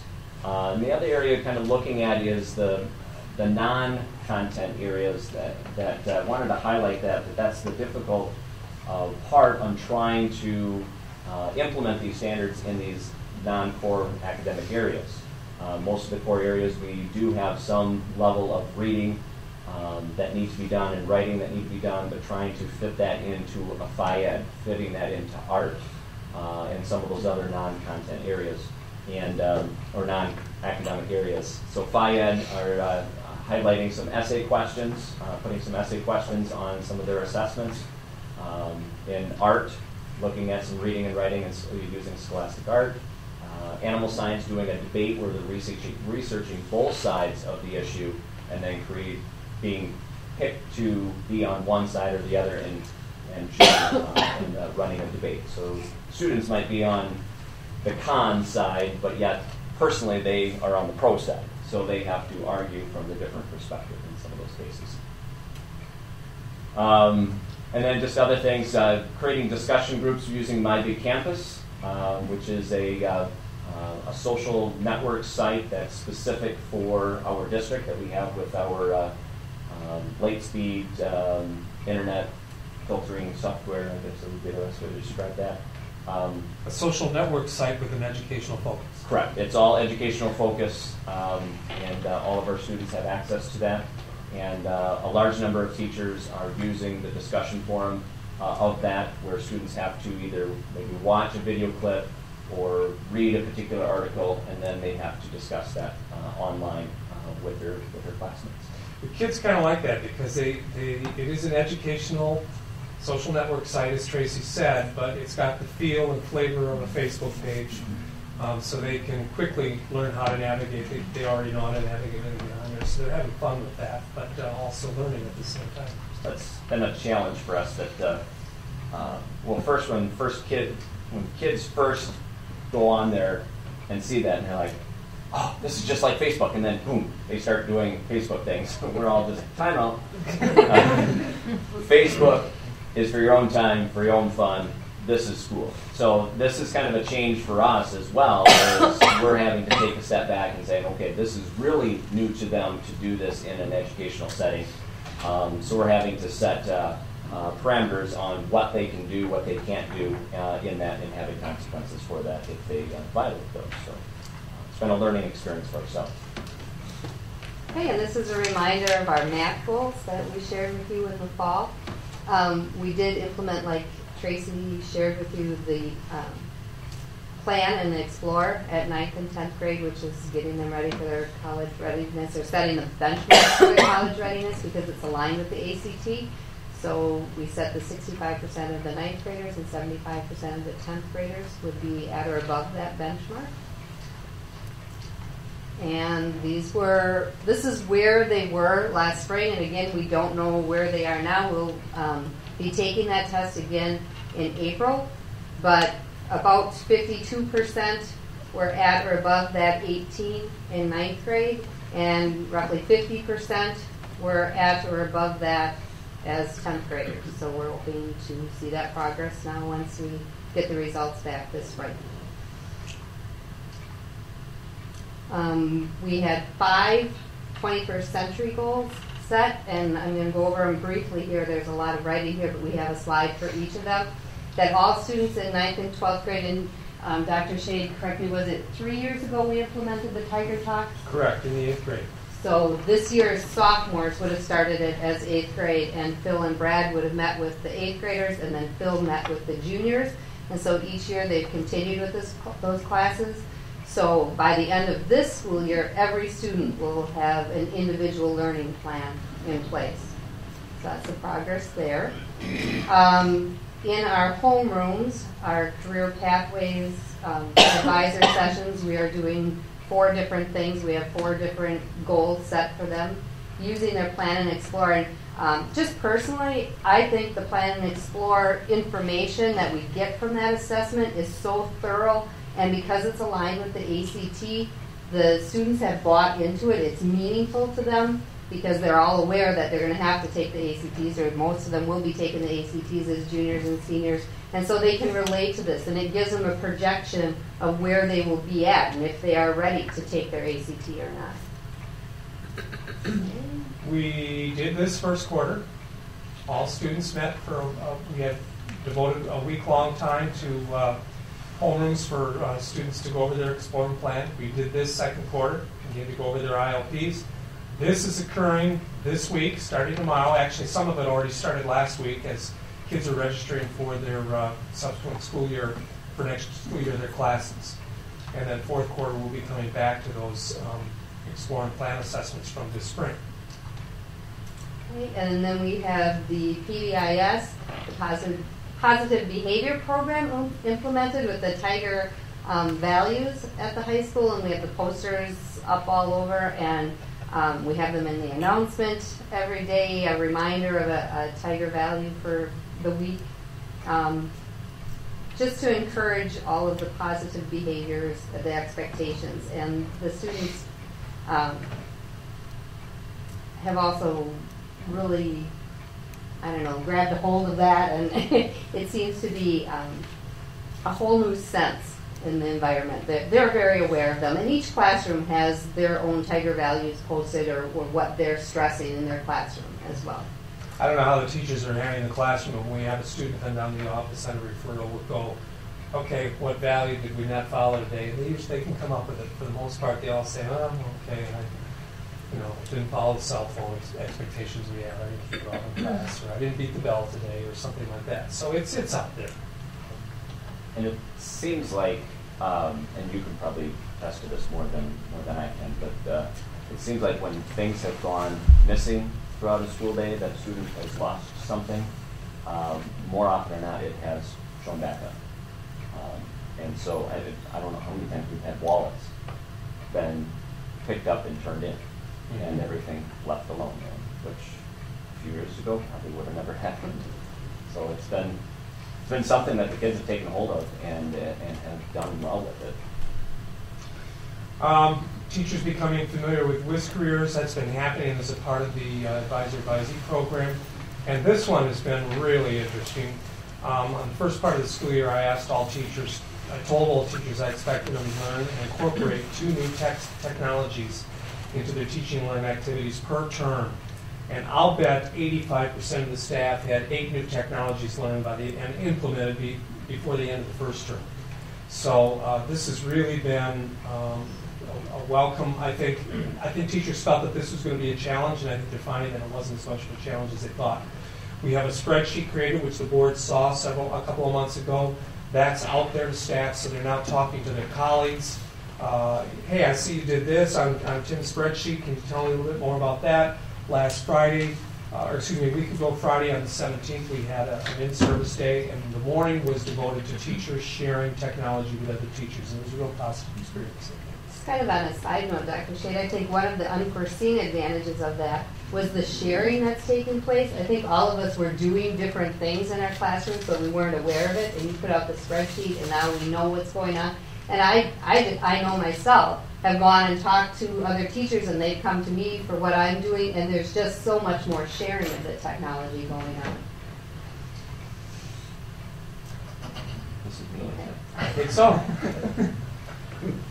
We've kind of talked about all this already. Yeah, this is just a few more details of the Tiger Talks and the individual learning plans, the advisor-advisee program. Just a few extra details. Again, reviewing the results of the Explore plan, and just personal experience of going through that with my homeroom students. That in the past, when we've done the MAP tests and given those results out to them, most of the time the kids didn't really look at it, didn't care as much, because they didn't have as much meaning to it. This really hits home as far as giving them information about their career goals, what they're looking to go on into college. And an interesting note that we even looked at is we shared their Lexile scores compared to the Lexile score range that is expected for their career pathway.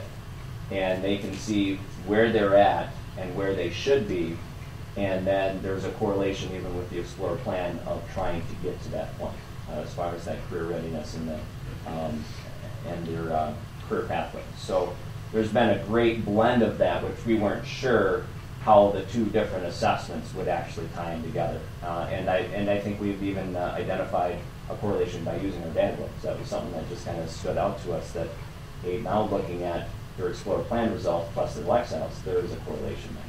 And these Plan and Explore reports, as Tracy said, by career pathway, give you areas where they're suggesting you need improvement in these particular areas of math. You need improvement in these particular areas in language arts and reading. But then the other thing it gives is it gives a predictive score for what they can expect on the ACT as a junior if they do nothing. If you stay at a standstill, here's what you're looking at in the AC. And it's a range of about, 4 to 5 points maybe. And that's eye-opening, especially to our sophomores who are now looking ahead to the junior year, getting into colleges and universities and so forth. Maybe I better step it up here, or whatever. So. Some specific things, technology, just to kind of try to show some specifics of what we're doing. As Dr. Shaden mentioned, all the different new technologies that we've been trying to implement, that we've really been seeing a benefit on the student end from using those technologies. So just examples of things. We talked about My Big Campus, but using iPads, using the laptops within the classroom, teachers using wikis to share information, some teachers doing the flipped classroom. Flipped classroom is where students are spending time at home gaining the information by these tutorials and videos of the teacher teaching a particular lesson, and then coming back to school and working with the teacher on understanding that even better.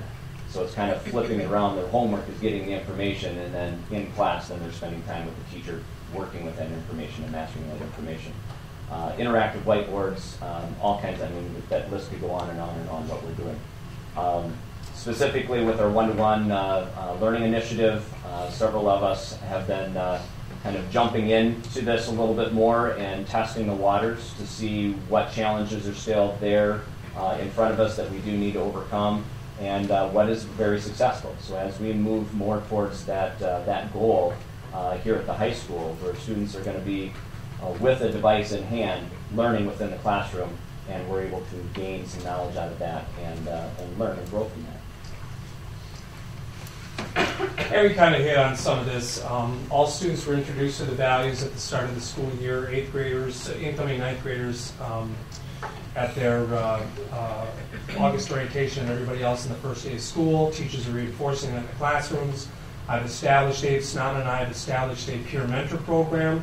About 20 students that meet with us on a regular basis to talk about how we can continue to infuse and model and even help students enjoy success with the Tiger Valley. As Sally said, there's a Tiger Valley weekend. Yes, as they both said, we have several success stories. Somebody lost their billfold, it's turned in the office, the $50 that was in there at the time of his loss is still in there.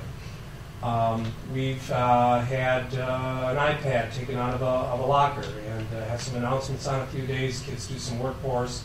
All of a sudden, not iPad, but iPod is retrieved and brought to the office, and we're able to get it back to the students. So there's a lot of success stories that can be told about the value program at the high school.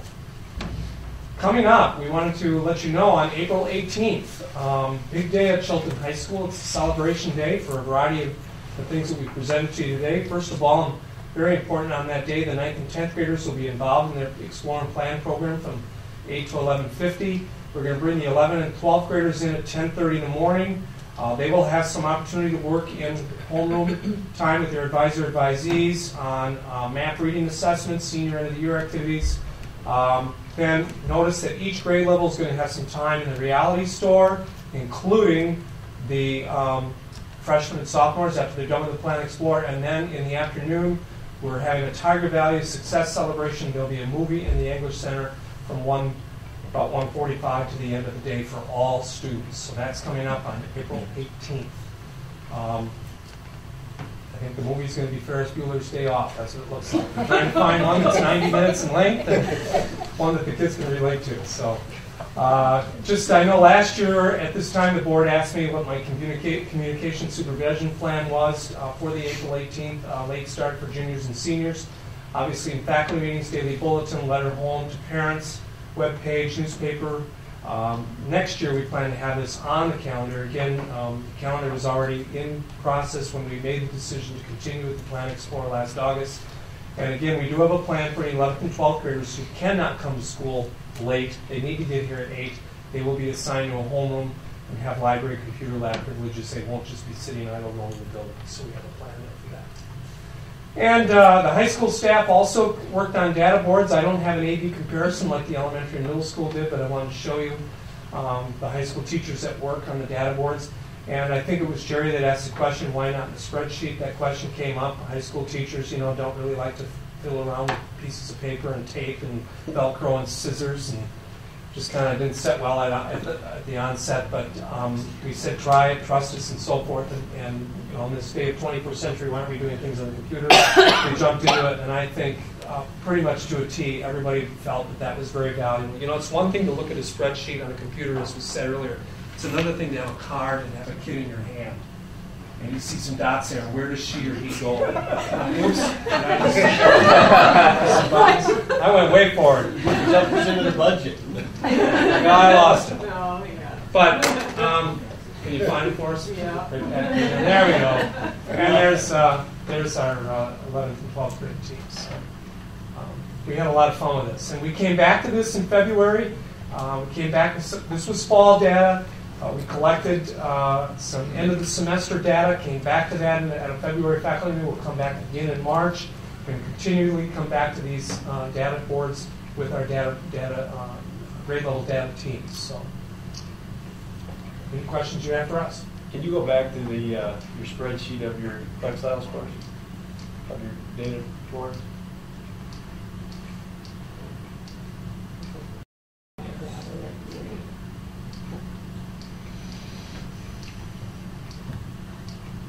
Before this, yeah.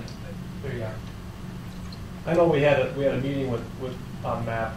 What's the Lexile for a typical college textbook? What's the Lexile level? Do you remember?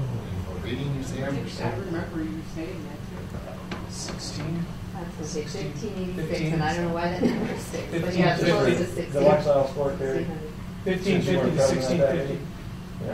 At the extension level, we have 15 12th graders that might be there. Might. Thus the reason for a lofty board goal in literacy. Sure. And as Tracy pointed out, that's an eye-opener to our kids in their advisor-advisee time when they go, okay, here's my Lexile, and this is what I got to be to, this is where I got to be to be an X-ray technician or dental hygienist. Any other questions? Thank you.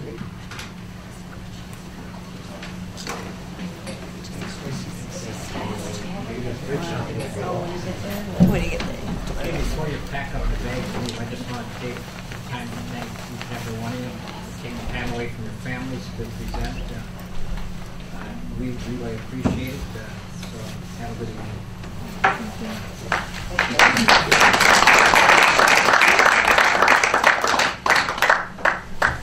can't think of any better way for the board to conduct itself than a meeting and hear from its teachers about what's going on with teaching and learning in your school system. Very worthwhile, and I commend the teachers and the principals that are leading these teams throughout the year as well. I think I gave some of you on the board a bit of a preview about the data boards that are coming. Our teachers are using data. They're using it in very meaningful ways, in multiple ways, with individual students. And I think that the Tiger Time and the intervention times that we're having are going to make a difference in watching our kids continue to move up and succeed. All of this work starts with the data retreats that happen in August, and then these teams move this work forward throughout the year. So it isn't that we just set goals in fall and then, on a wish and a prayer, hope that it all happens by spring. A considerable amount of effort goes into making this happen. And Mr. Lizaway, you said, if we talk about this referendum, what is this referendum going to accomplish? I am so happy that this meeting is being taped tonight, because what we want to accomplish is we want to continue to be able to do this for kids. Our mission in this district is to help kids achieve their potential, and this is how we're doing it. This is the meat and potatoes of what we do each and every day, and it's what a school district is meant to do. So I applaud each and every one of you. Thank you for coming and for your hard work. Please say the same to your team member colleagues who are coming other nights of the year. So thank you.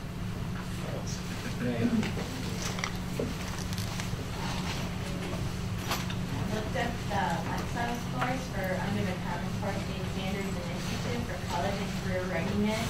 We want 1355 as the stretch Lexile.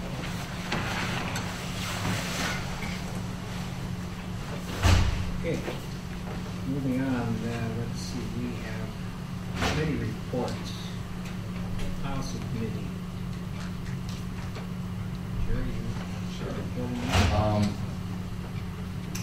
At your place, you should have received the volume 20 for review for our first reading for next month. You should have that at hand, so that's ready to go. And then you did receive the Stockbridge and School Board letter as well as the attorney recommendation. And we received that as well as Dr. Martin's letter that she was preparing for the response to that all. As far as I know, I would say is that what we're doing with this transportation and everything else with the students that we are for open enrollment as well, I feel that legally we're doing everything and following our school policy and everything else. So Dr. Martin has a letter that she has prepared, so I think we should go ahead with that and set it on. Anything to add to that, Corey? No, I think we did a thorough review of our policy. We have two attorneys' opinions, and our current practice, as well as Down's current practice of charging the children from the Stockbridge district. School choice here to contract directly with Down Bus follows our policy, and I would recommend as well having Dr. Martin forward letter as presented. I know that Mr. Gamsky is here because he had a personal interest in this topic. The board did receive 2 letters from the Stockbridge School Superintendent talking about a drop-off point for students for transportation as well as an exchange of properties. The policy committee reviewed those letters, and the return letter that is being recommended is indicating that this board wishes to not take any further action on those requests from the Stockbridge board. So I just want to be clear with the members of the board as well as I know that Mr. Gamsky has a personal interest in this topic tonight. I'll make a motion to that effect. Allow Dr. Martin to forward the letter as presented.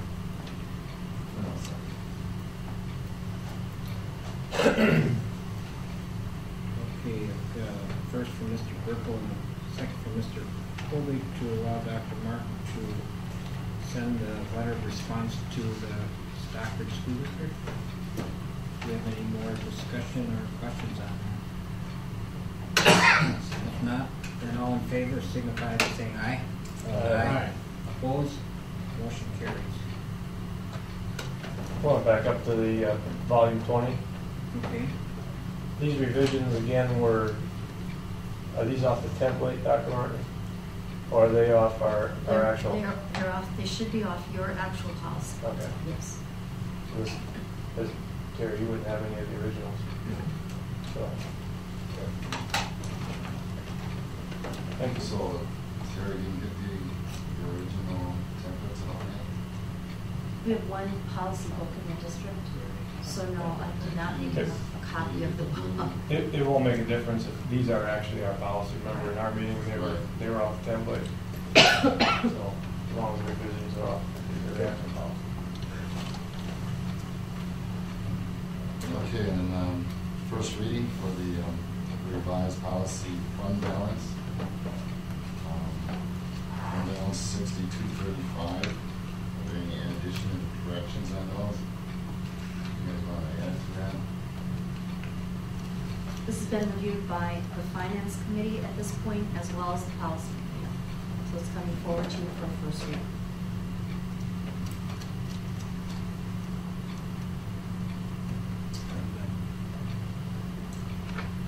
And then going on to the Jerry, what? just for Terry's benefit, Yeah. the revision to this policy is setting our fund balance goal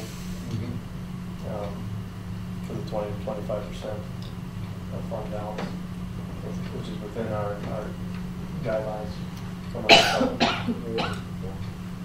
There wasn't. Basically, you can see what was, basically we shied away from using fund balance whatsoever. So what's the 5%?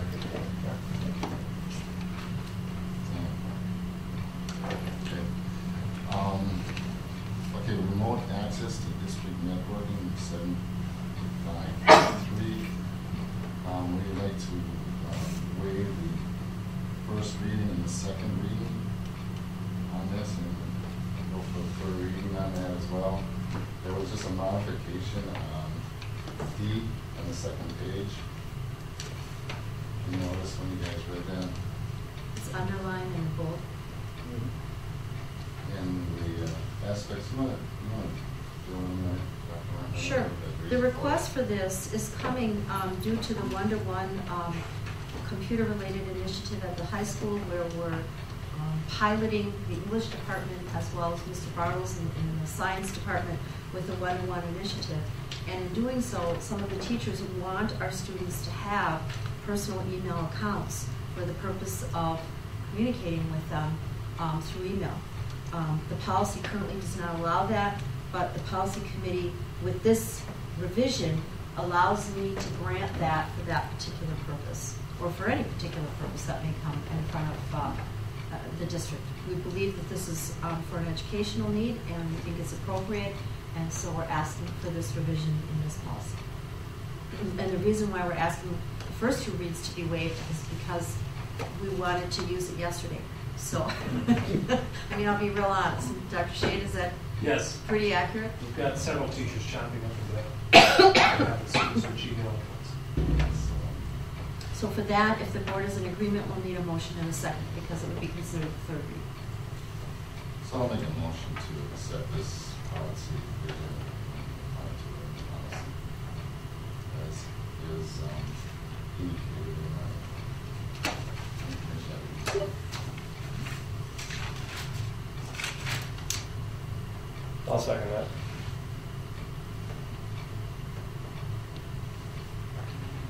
Okay, so first from Mr. Colby and a second from Mr. Burko on the policy waive of the first and second readings for the remote access to the district's network 7543. Do you have any other questions or comments on the motion? Okay, if not, all in favor then signify by saying aye. Aye. Opposed? Motion carries. Thank you, gentlemen. Okay, next up, Finance Committee. We have two items. The first, Lisa, if you want to bring up the budget reductions, please. Because there's some programs that are impacted directly by the budget cuts that have been proposed.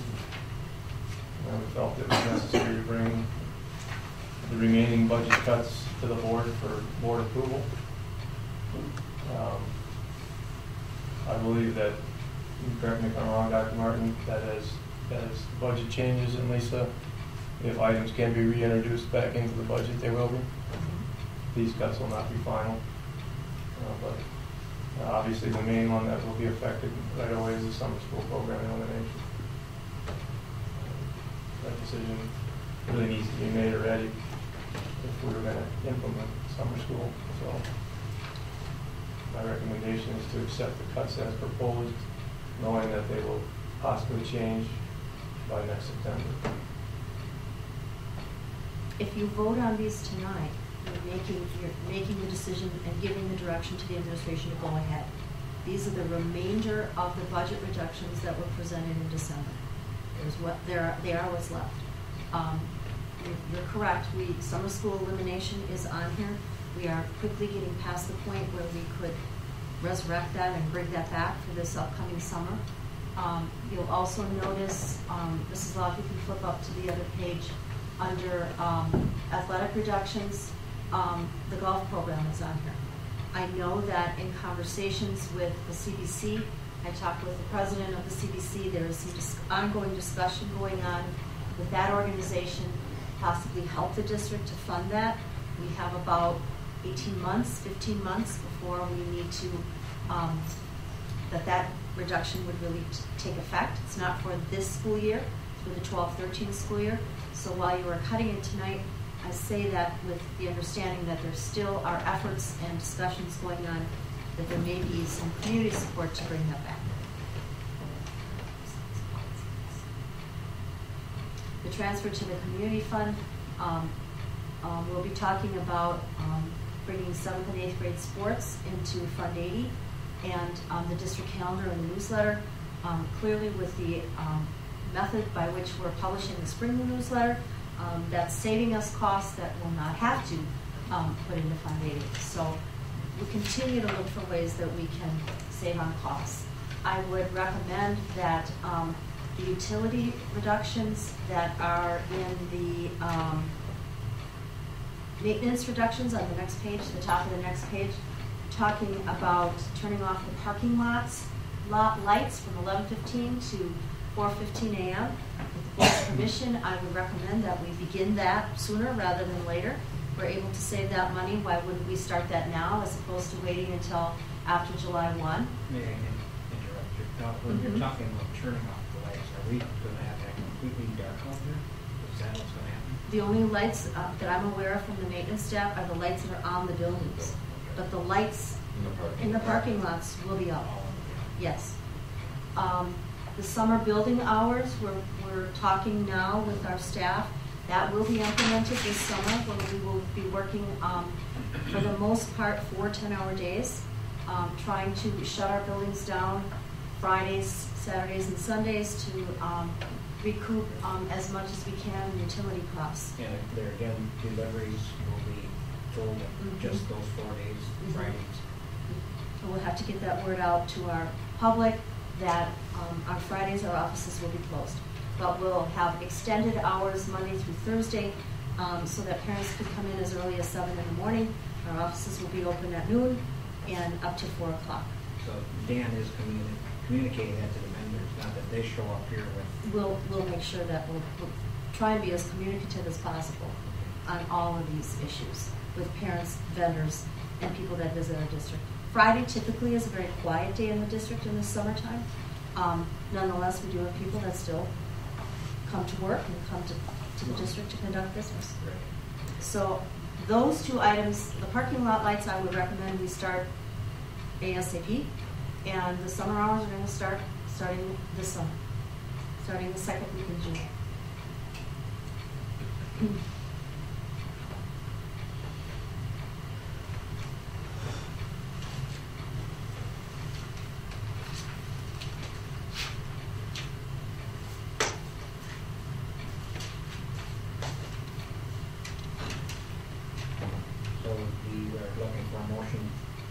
motion to accept the budget reductions. I'll second that.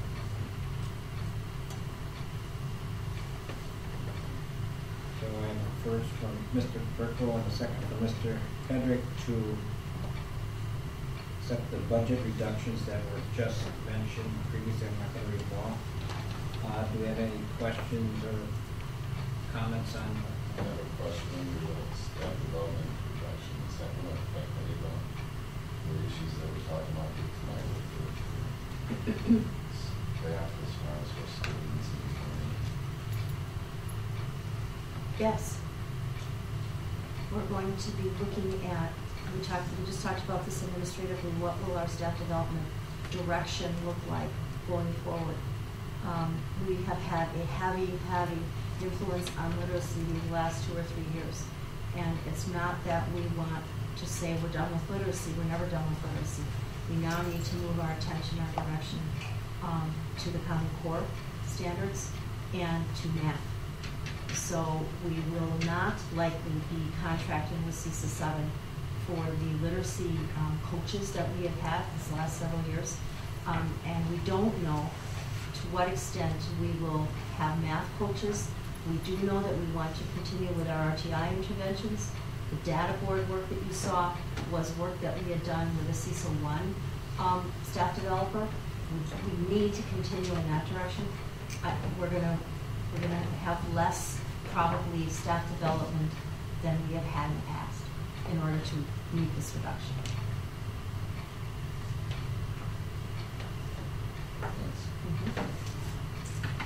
Any other questions?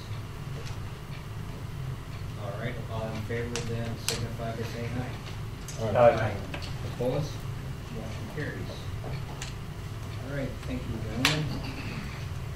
Co-curricular, We still got, we're not done yet. I think you just changed the word.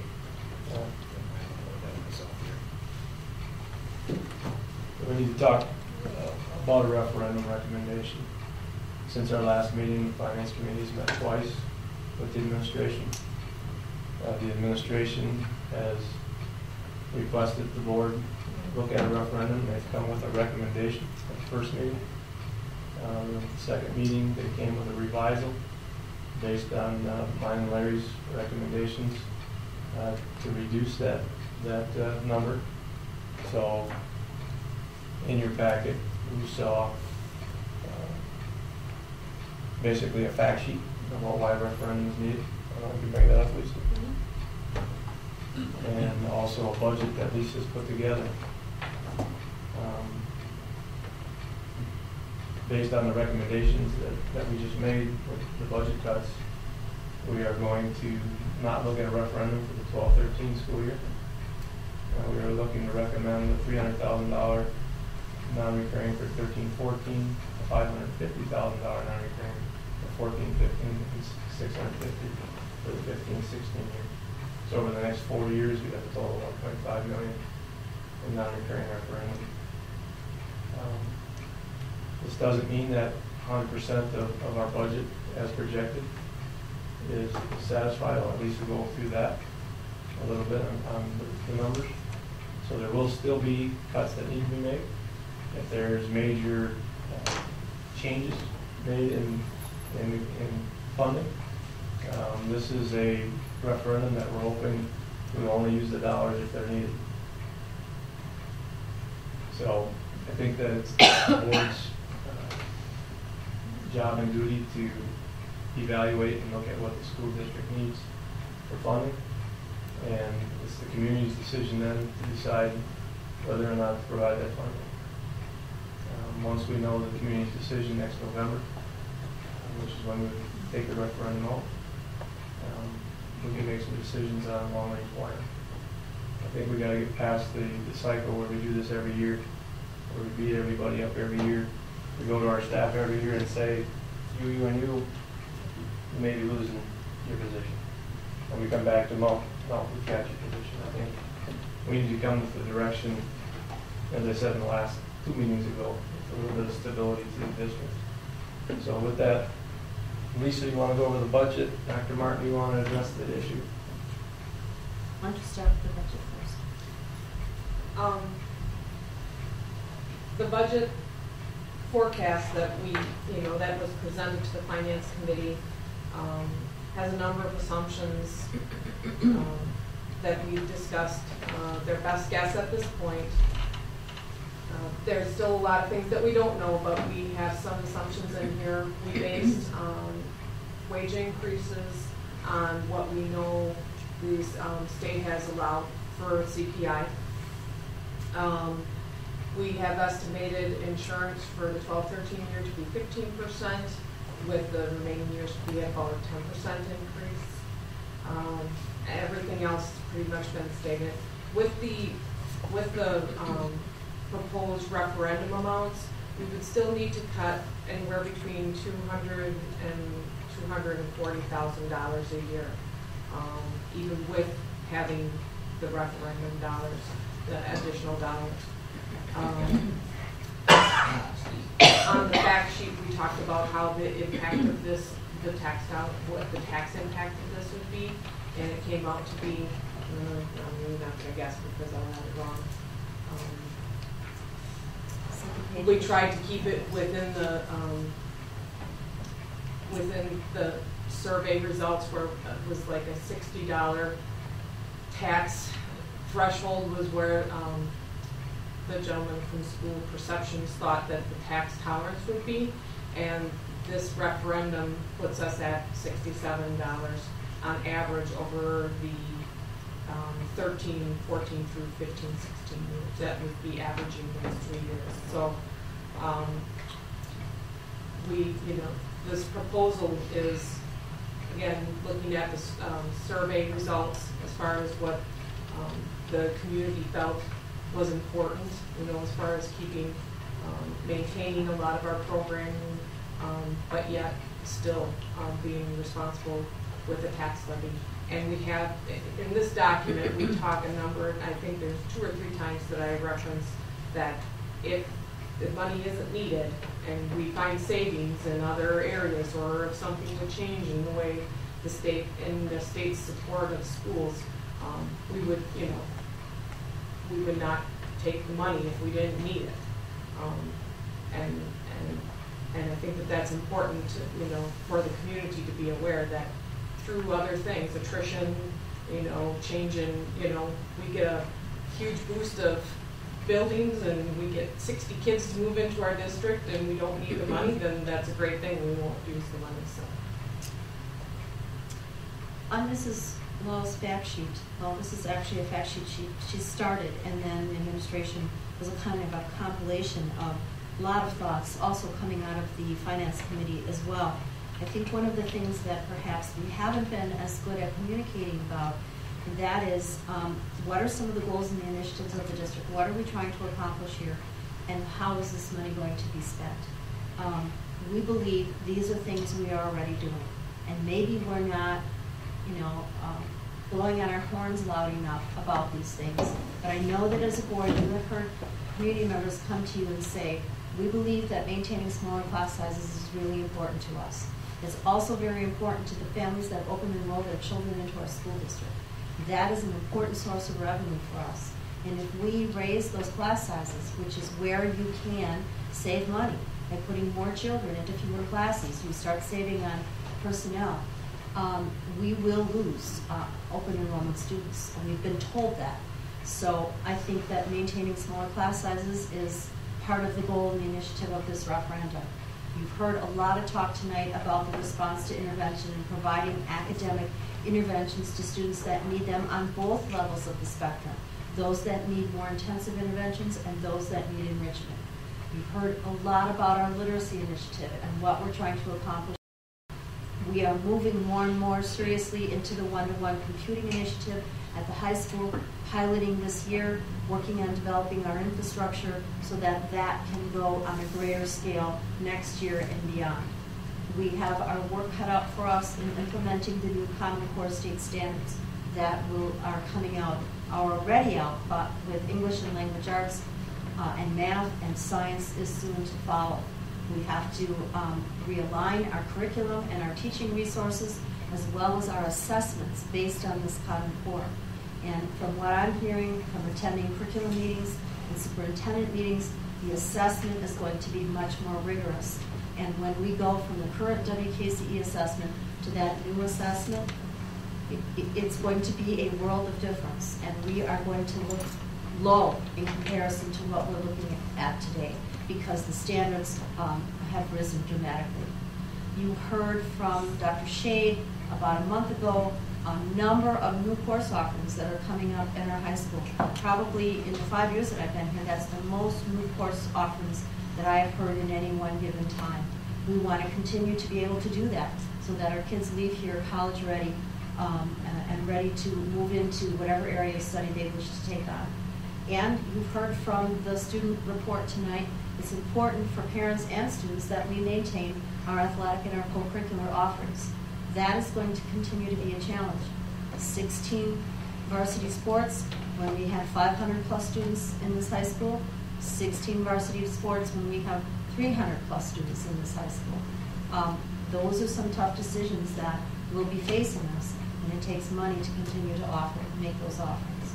So why do we need this? This is why. And I think that I agree with Mr. Brickell, we need to give the community the opportunity to make the decision on whether or not this is something they want to continue to fund. We will continue to need to cut. Between $200,000 and $240,000 a year is not small potatoes compared to what we have already cut. We have been cutting for a long time.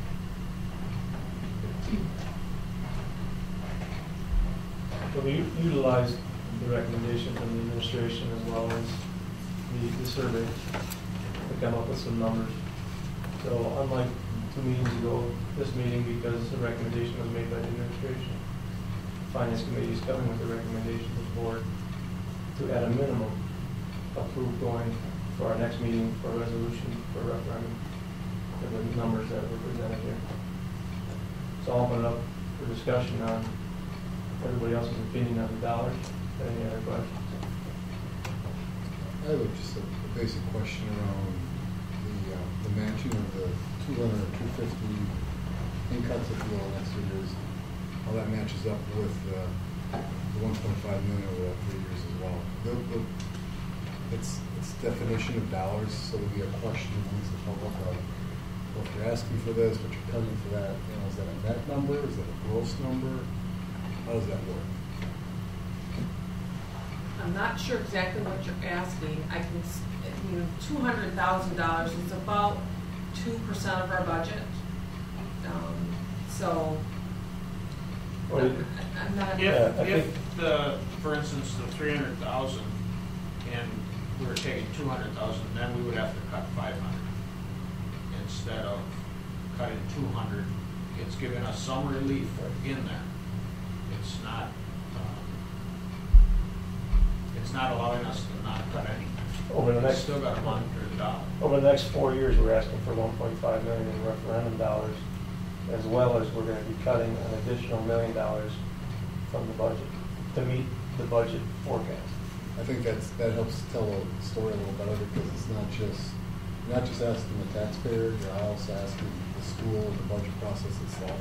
There's a couple legs to the stool. I think that should be part of the conversation, because some people may hear one number or another number and not know if they're linked or not linked, or what's 3 and what's 2, or is it 5 or is it 4, what the number is. Thank you. The referendum will help. It will help to provide stability, but it isn't the complete answer. And you're right. We do need to point that out to the community so that there isn't any surprises to them. We're also asking for a decision soon, so that we can start the education process of the community, which will take all that effort of the board, the administration, the staff, and hopefully other community members.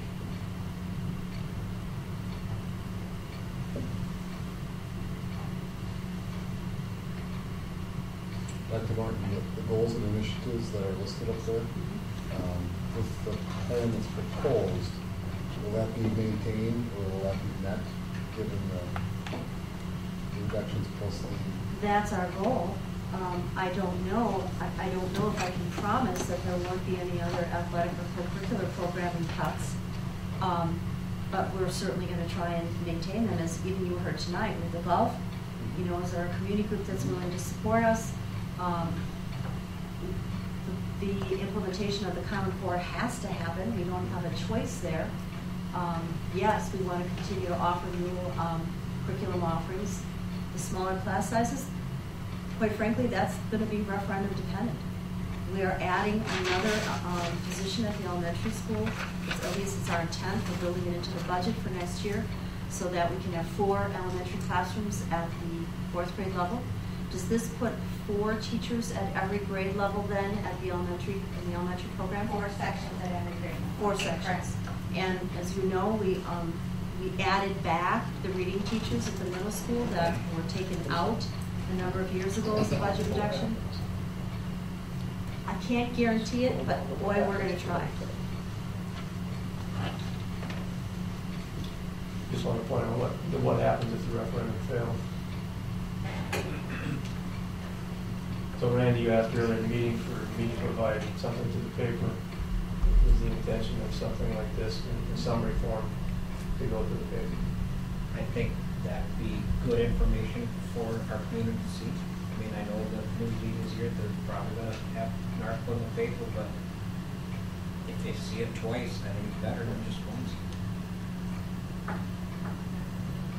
Well, the state funding, you don't see anything changing too much in that as far as in the future you look at? Well, right now, they're looking at a budget repair bill. So far, they haven't talked about, you know, making any additional cuts to education, but,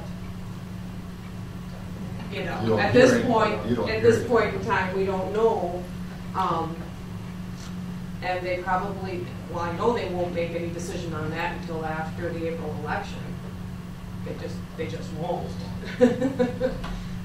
Because that's, you know, I mean, it's political suicide for anybody. So they'll wait until after April before they make a decision on as to how they're going to do their budget repair bill.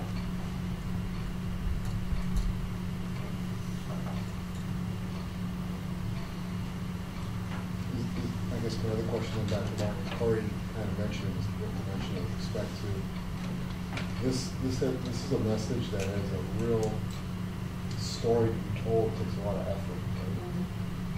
Right? Is the rest of the staff, the rest of the administration willing to carry that burden along with other people? Because this is a job on top of a job. We can't kid ourselves and think, well, yes, the papers can help, but there's a lot of cups of coffee and some other face time that needs to take place in order for this to happen. So absolutely. And at our last meeting, I think the entire executive committee of the teachers was present, as well as the administrators. So I think we have full support from the school district as a whole, and we're looking for a full board commitment and start moving the process forward. Do we do that in a motion tonight to You can go for a move referendum? that, you know, puts a pretty formal stamp on it, that you're moving to bring this forward to the March meeting, and at the March meeting, you would like us to bring to you the resolution papers that reflect this referendum. But you're making a motion on your recommendation as a finance board.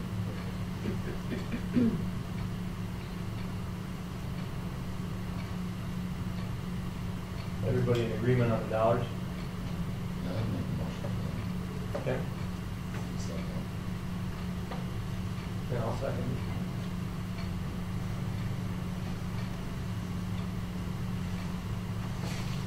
Okay, I've got a first from Mr. Colby and a second from Mr. Kirkhope to move ahead with the referendum recommendation. Do we have any other questions, any more discussion? I agree with Terry. We have to integrate those two so people understand that it's not over and above. We're still going to have to do some cutting in some places to make this work. That was part of the survey. Yeah. The survey said the community was not willing to vote the whole vote, if you will. So. Just for clarification, we'll just lock the dollars in once the resolution is. Yes. Then we'll lock the dollars in. Well, other than you could reduce it if you wanted you to, can't but you raise it. couldn't raise it. So it's up to. Up to, so just keep that in mind when we're talking dollars. But Is it up to in the total of the 1.5, or is it up to by each of the years as identified? It will identify each year's amount. And then it'll state it just like this, just like the top says. Okay. All in favor then, signify by saying aye. Aye. Opposed? Motion carries. Okay, thank you, Finance Committee. All right, Co-Curricular Committee did not meet. Buildings and Ground Committee, we met last Friday. We recognized Mrs. Sue Hostella for pool manager, and I asked Rich to speak on it. Suzanne Hostetler has, several years ago, when we had a real void in management and oversight of the pool for lifeguard training and keeping our hiring of lifeguards and training and all of those things, she stepped up, very involved with the Aquatics Club, and stepped up just because of her passion for keeping that pool alive and going. And so we took some time last Friday to recognize her and thank her for her hours of service above and beyond. That 4:45, she already emailed me this morning about the pending snowstorm that's coming Tuesday night, because when a guard can't get in to open the pool at 4:45 in the morning, they call Suzanne about 4 o'clock and tell her. So she doesn't have the greatest hours, and then have to go to work at State Bank of Chilton, which have been incredible to her, as giving her some freedom to be able to do some of these things. I just wanted to recognize her for her commitment to the lifeguard training, keeping those certificates current, and also setting up all of our swimming lessons that are going on right now in the evening times during the summertime, and getting those WSI instructors in and making those things work, the day-to-day of scheduling those guys for the month. So Suzanne's just a great asset for our school and for our aquatic center and our pools. So wanted to thank her publicly for that. Okay, thank you, Rich.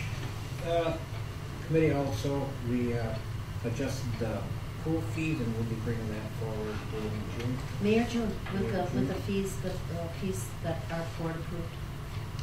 And we also, if you recall, we came to you in December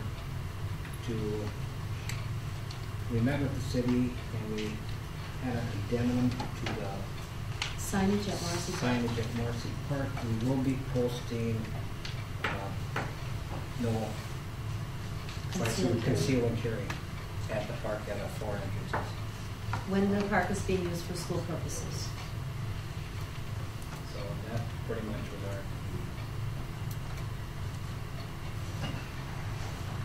Okay.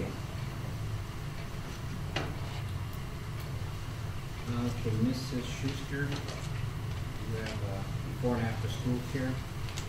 Yes, at this point, I'd like to ask the board for their support and approval to go ahead with this program and try and offer it again this year.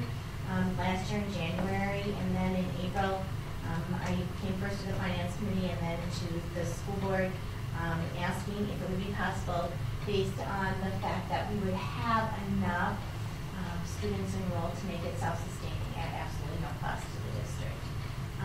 Last year, we were not able to come up with the numbers we needed to make it self-sustaining, but many of the comments I got after that was, but you'll try again next year. And I said, well, we can certainly try. It doesn't hurt us to try with board approval. And then also for 4K wraparound. The same as the request was last year. There haven't been any changes.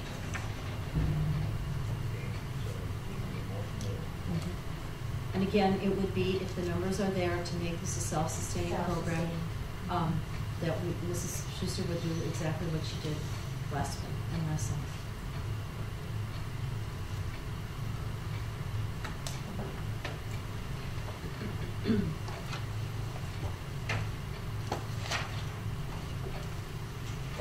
motion to, Mrs. Schuster, to investigate and hopefully implement the wraparound. I'll second.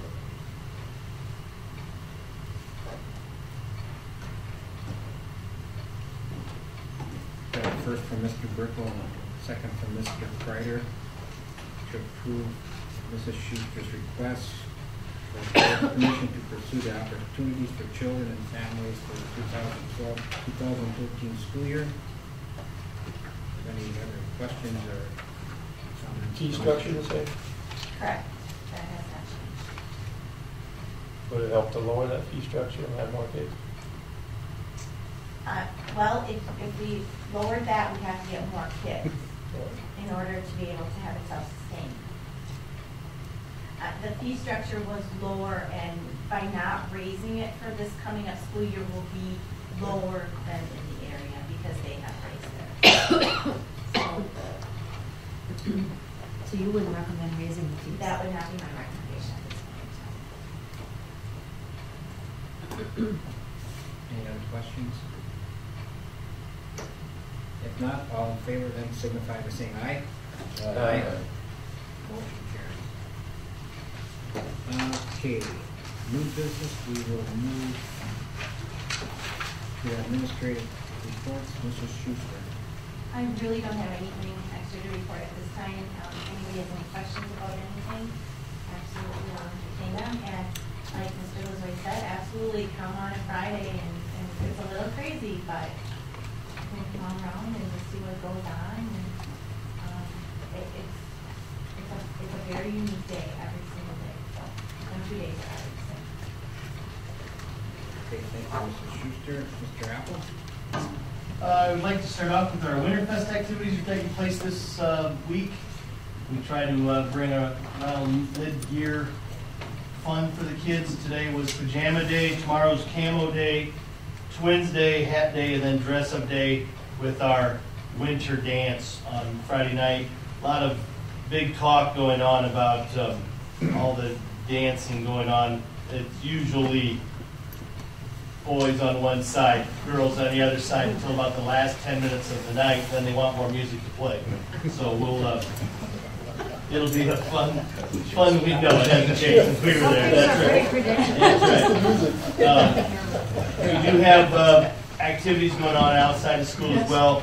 Bowling and for 7th and 8th grade tonight. A movie for our 5th and 6th grade. Bowling tomorrow night for 5th and so forth. So we have lots of different activities, a lot of fun. I want to thank Amy Downham. She puts together a brochure and does just a ton of legwork on getting this all organized. And then our teachers volunteer to supervise these events.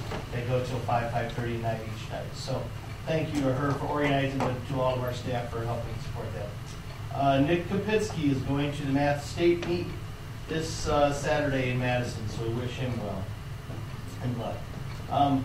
I handed out to you a bowling incident and response tracking software, BERT's sheet here, that Dr. Martin had the opportunity to volunteer us for to be a beta test site for CESA 7 with some new software that they're trying to implement. And so last week, Jeff Dickert from CESA 7 and their technology person came back down and showed us, demoed it for us, and we are hoping to have this fully installed and up and running here in the next few weeks. I shared it. We've had some incidences going on. Obviously, in school, we're always trying to intervene and act upon any kind of bullying or feelings where there's kids that are feeling that they are targeted in any way, shape, or form, which then impacts their feeling of self-worth and wanting to come to school. We take it very, very seriously, and this is one more tool that we are hoping to implement. What this allows us to do is for students and parents to also, along with aides, support staff, recess, teachers, to be able to report an incident from an online source. So they could, from home, they could get home and say, Mom, this is what took place today, and they can go ahead and self-report, and it comes directly to me. And so, and I met with a lot of parents tonight, about 25, 30 parents tonight from a grade level, and we talked about this. We talked about what's going on within the class and what's going on within the school, and they were very, very excited about this opportunity to be able to self-report and do some things. And because in many instances, kids don't report because of fear of they're just going to make the situation worse. And we're trying to take away from that feeling of threats or of the inability to be able to really have that comfort to share what's going on. So this is one tool, and we look forward to getting that implemented. I'll keep you posted how this goes as well. Very good meeting tonight, though, that I had with parents. Next one is I'm going to thank our winter coaches. I don't want to forget swimming with Donna Koenigs, wrestling, John Hostetler, Amy Lizway, 8th grade basketball coach, Sean Riley, 7th grade basketball coach. Thank you to these folks for giving up their time for our student athletes. And then finally, we had 134 auditions for Peter Pan coming up, and 25 stage crew signed up.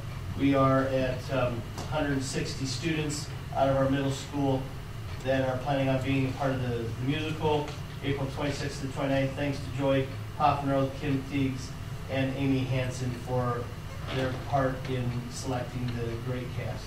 So, How many students? 134 auditions, 160 total. So almost half the school. Good. Any of your questions? Okay, thank you, Mr. Rappel, and I guess I want to thank you, for getting on top of that bullying issue and stay with it. That's not a good situation. I don't know if you heard on the news what I think it was Ohio. Right. So, Yep. Right. Okay, Mr. Shady. Okay, registration scheduling, just want to let you know that the process continues. As I mentioned in the leadership team reports, the kids will be registering for next year's classes this week in grades 8 through 11. And I'll keep you posted as the process unfolds. Congratulations to Sarah Nagel, our student representative of the board, daughter of Bob and Lori Nagel. Sarah was named our school's Wisconsin Academic Excellence Scholarship recipient for the 2012 graduating class. Sarah was tied with one other student, as each student had a perfect 4.0 GPA, so that meant that the board's tie-breaking procedures had to be employed, and at the end of that, Sarah was named our school's recipient. She's eligible to receive a scholarship up to $2,250 per year for up to 4 years, provided she attends a college or university who participates in Wisconsin that participates in the Higher Education License Board program. Should she not be able to use the scholarship, it will be transferred to one of our alternates. The two alternates are Jennifer Witt, daughter of Dan and Jean Witt, and Reba Gruber, daughter of Richard and Karen Gruber. So congratulations are in order for all of these students. I think Dr. Martin mentioned James Wise and his participation in the state meet. I don't know if you mentioned this, but he did take 4th at the state diving meet. So. And then also was also mentioned about Austin Hefner, Nick Atkins, Patrick Breckheimer, and Jordan Petrie. Austin took 2nd place in the finals in his weight class this last weekend. So very proud of all those students, but specifically of Austin, 2nd place in the state. Quite an accomplishment. So he's got one more year yet. So. Big plans. Time for that championship. Okay, thank you, Mr. Shade. Thank you, everybody that attended, and thank you, Mr. Routman. This should be the last installment of the videos on board meetings. Now that has made the final approval of the remainder of the recommendations, we've kind of brought the budgeting process from beginning to somewhat of a conclusion. Obviously, the budget process goes on, and you'll be presented with a preliminary budget and a final budget, but at least in terms of budget reductions, we felt that it was important for the community to see the full scope of things. So I don't know that Mr. Routman will have you back videotaping anytime soon.